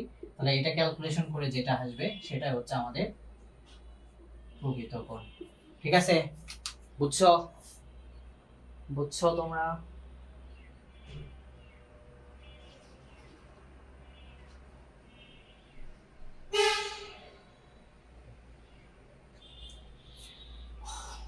ওকে, ঠিক আছে। তাহলে তোমাদের হচ্ছে আমি বেসিক্যালি টাইপ 1 এর একটা অঙ্ক করে দিয়েছি। আমি তোমাদের বেশি ক্লাস নিব না, বেশি বলতে কি 1.5 ঘন্টার বেশি ক্লাস নেব না, কারণ আমি জানি যে 1.5 ঘন্টার বেশি ক্লাস নিলে তোমাদের নিজেরও বুঝতে একটু অসুবিধা হয়, মাথা ঝিমঝিম করে, আমার নিজেরও কিন্তু একটু সমস্যা। তো চেষ্টা করব ক্লাসগুলোকে 1.5 ঘন্টার মধ্যে রাখতে, এবং এতে করে কিন্তু তোমাদের একটু সহযোগিতা কাম্য, কারণ আমি তোমাদেরকে বলেছি যে নোট এই জিনিসটা তুমি কিন্তু পরবর্তীতেও করতে পারবা। ঠিক আছে, নোটের যে বিষয়টা এটা কিন্তু একটু তোমরা রেকর্ড দেখে করে নিতে পারো, আর চেষ্টা করো যে আমার লাইভ করা চলাকালীন সময়ে উপস্থিত থাকতে, কারণ উপস্থিত থাকলে তোমার যে সমস্যাটা আমি তাৎক্ষণিক সেটাকে সলভ করতে পারি, তোমার যে ডাউটটা আমি কিন্তু তাৎক্ষণিকভাবে সেটা কিন্তু ক্লিয়ার করতে পারি। এটাই হচ্ছে লাইভ ক্লাসের একটা ভালো বৈশিষ্ট্য, লাইভ সেশনের একটা ভালো বৈশিষ্ট্য। তো তোমরা যারা এখন দেখতেছো এই ভিডিওটা রেকর্ড অবস্থায়, তোমাদের আমি বলবো যে সম্ভব হলে লাইভ ক্লাসে আসো এবং তোমাদের যে সমস্যাগুলো সেই সমস্যাগুলো আমাকে জানাও, আমি চেষ্টা করব সেটাকে খুব জলদি বা খুব ফাস্টলি তোমাদের সামনে সেটা ক্লিয়ার করতে। ঠিক আছে, সো আজকে এই পর্যন্তই। এটাই আমাদের আজকের ওয়ারেন্টেশন ক্লাস ছিল, এবং আমি পরবর্তী ক্লাসের সময়সূচি তোমাদের জানিয়ে দেব, এবং তোমাদের আসলে এত প্যারা দেব না আমি সত্যি, কারণ তোমাদের এই ক্লাসগুলো সপ্তাহে 3 দিন করে নিব, বেসিক্যালি একদিন পর পর। সো তোমাদের সময় পাইতেছো, তোমাদের প্যারার কিছু নাই। ঠিক আছে, ক্লাসটা কেমন লাগলো অবশ্যই তোমরা তোমাদের অনুভূতিটা গ্রুপে শেয়ার করো। ঠিক আছে, কারণ এতে করে অন্যরাও উৎসাহিত হবে ক্লাস করতে, এতে করে তারাও উপকৃত হবে। বুঝতে পারছো আমার কথাটা? যে তোমার যদি ক্লাসটা ভালো লাগে বা তোমার ক্লাস সম্পর্কে ফিডব্যাক কি আমাকে জানাও, বা গ্রুপের অন্যান্য মেম্বারকে জানাও যে ক্লাস সম্পর্কে তোমার ফিডব্যাকটা কি। ওকে, অবশ্যই আমি সেটাকে অ্যাজ এ শিক্ষণীয় হিসেবে সেটাকে গ্রহণ করব, অবশ্যই আমি এটাকে খারাপ চোখে দিব না। ওকে, আমার ভুল ত্রুটিগুলো অবশ্যই যতগুলো আমাকে তোমরা বলবে আমি কিন্তু সেটাকে কি করব, কাভার করার চেষ্টা করব, সেটাকে সলভ করার চেষ্টা করব। আমি মানুষ হিসেবে পারফেক্ট না, বাট আমি কিন্তু পারফেক্ট হতে পারি বা পারফেকশন কিন্তু যেতে পারি। এই জিনিসগুলো ভুল ত্রুটিগুলো আমাকে অবশ্যই জানাবা। ঠিক আছে, সো আজকের ক্লাস এই পর্যন্তই, দেখা হচ্ছে পরবর্তী ক্লাসে। ততক্ষণ পর্যন্ত আল্লাহ হাফেজ, আসসালামু আলাইকুম ওয়া রাহমাতুল্লাহ।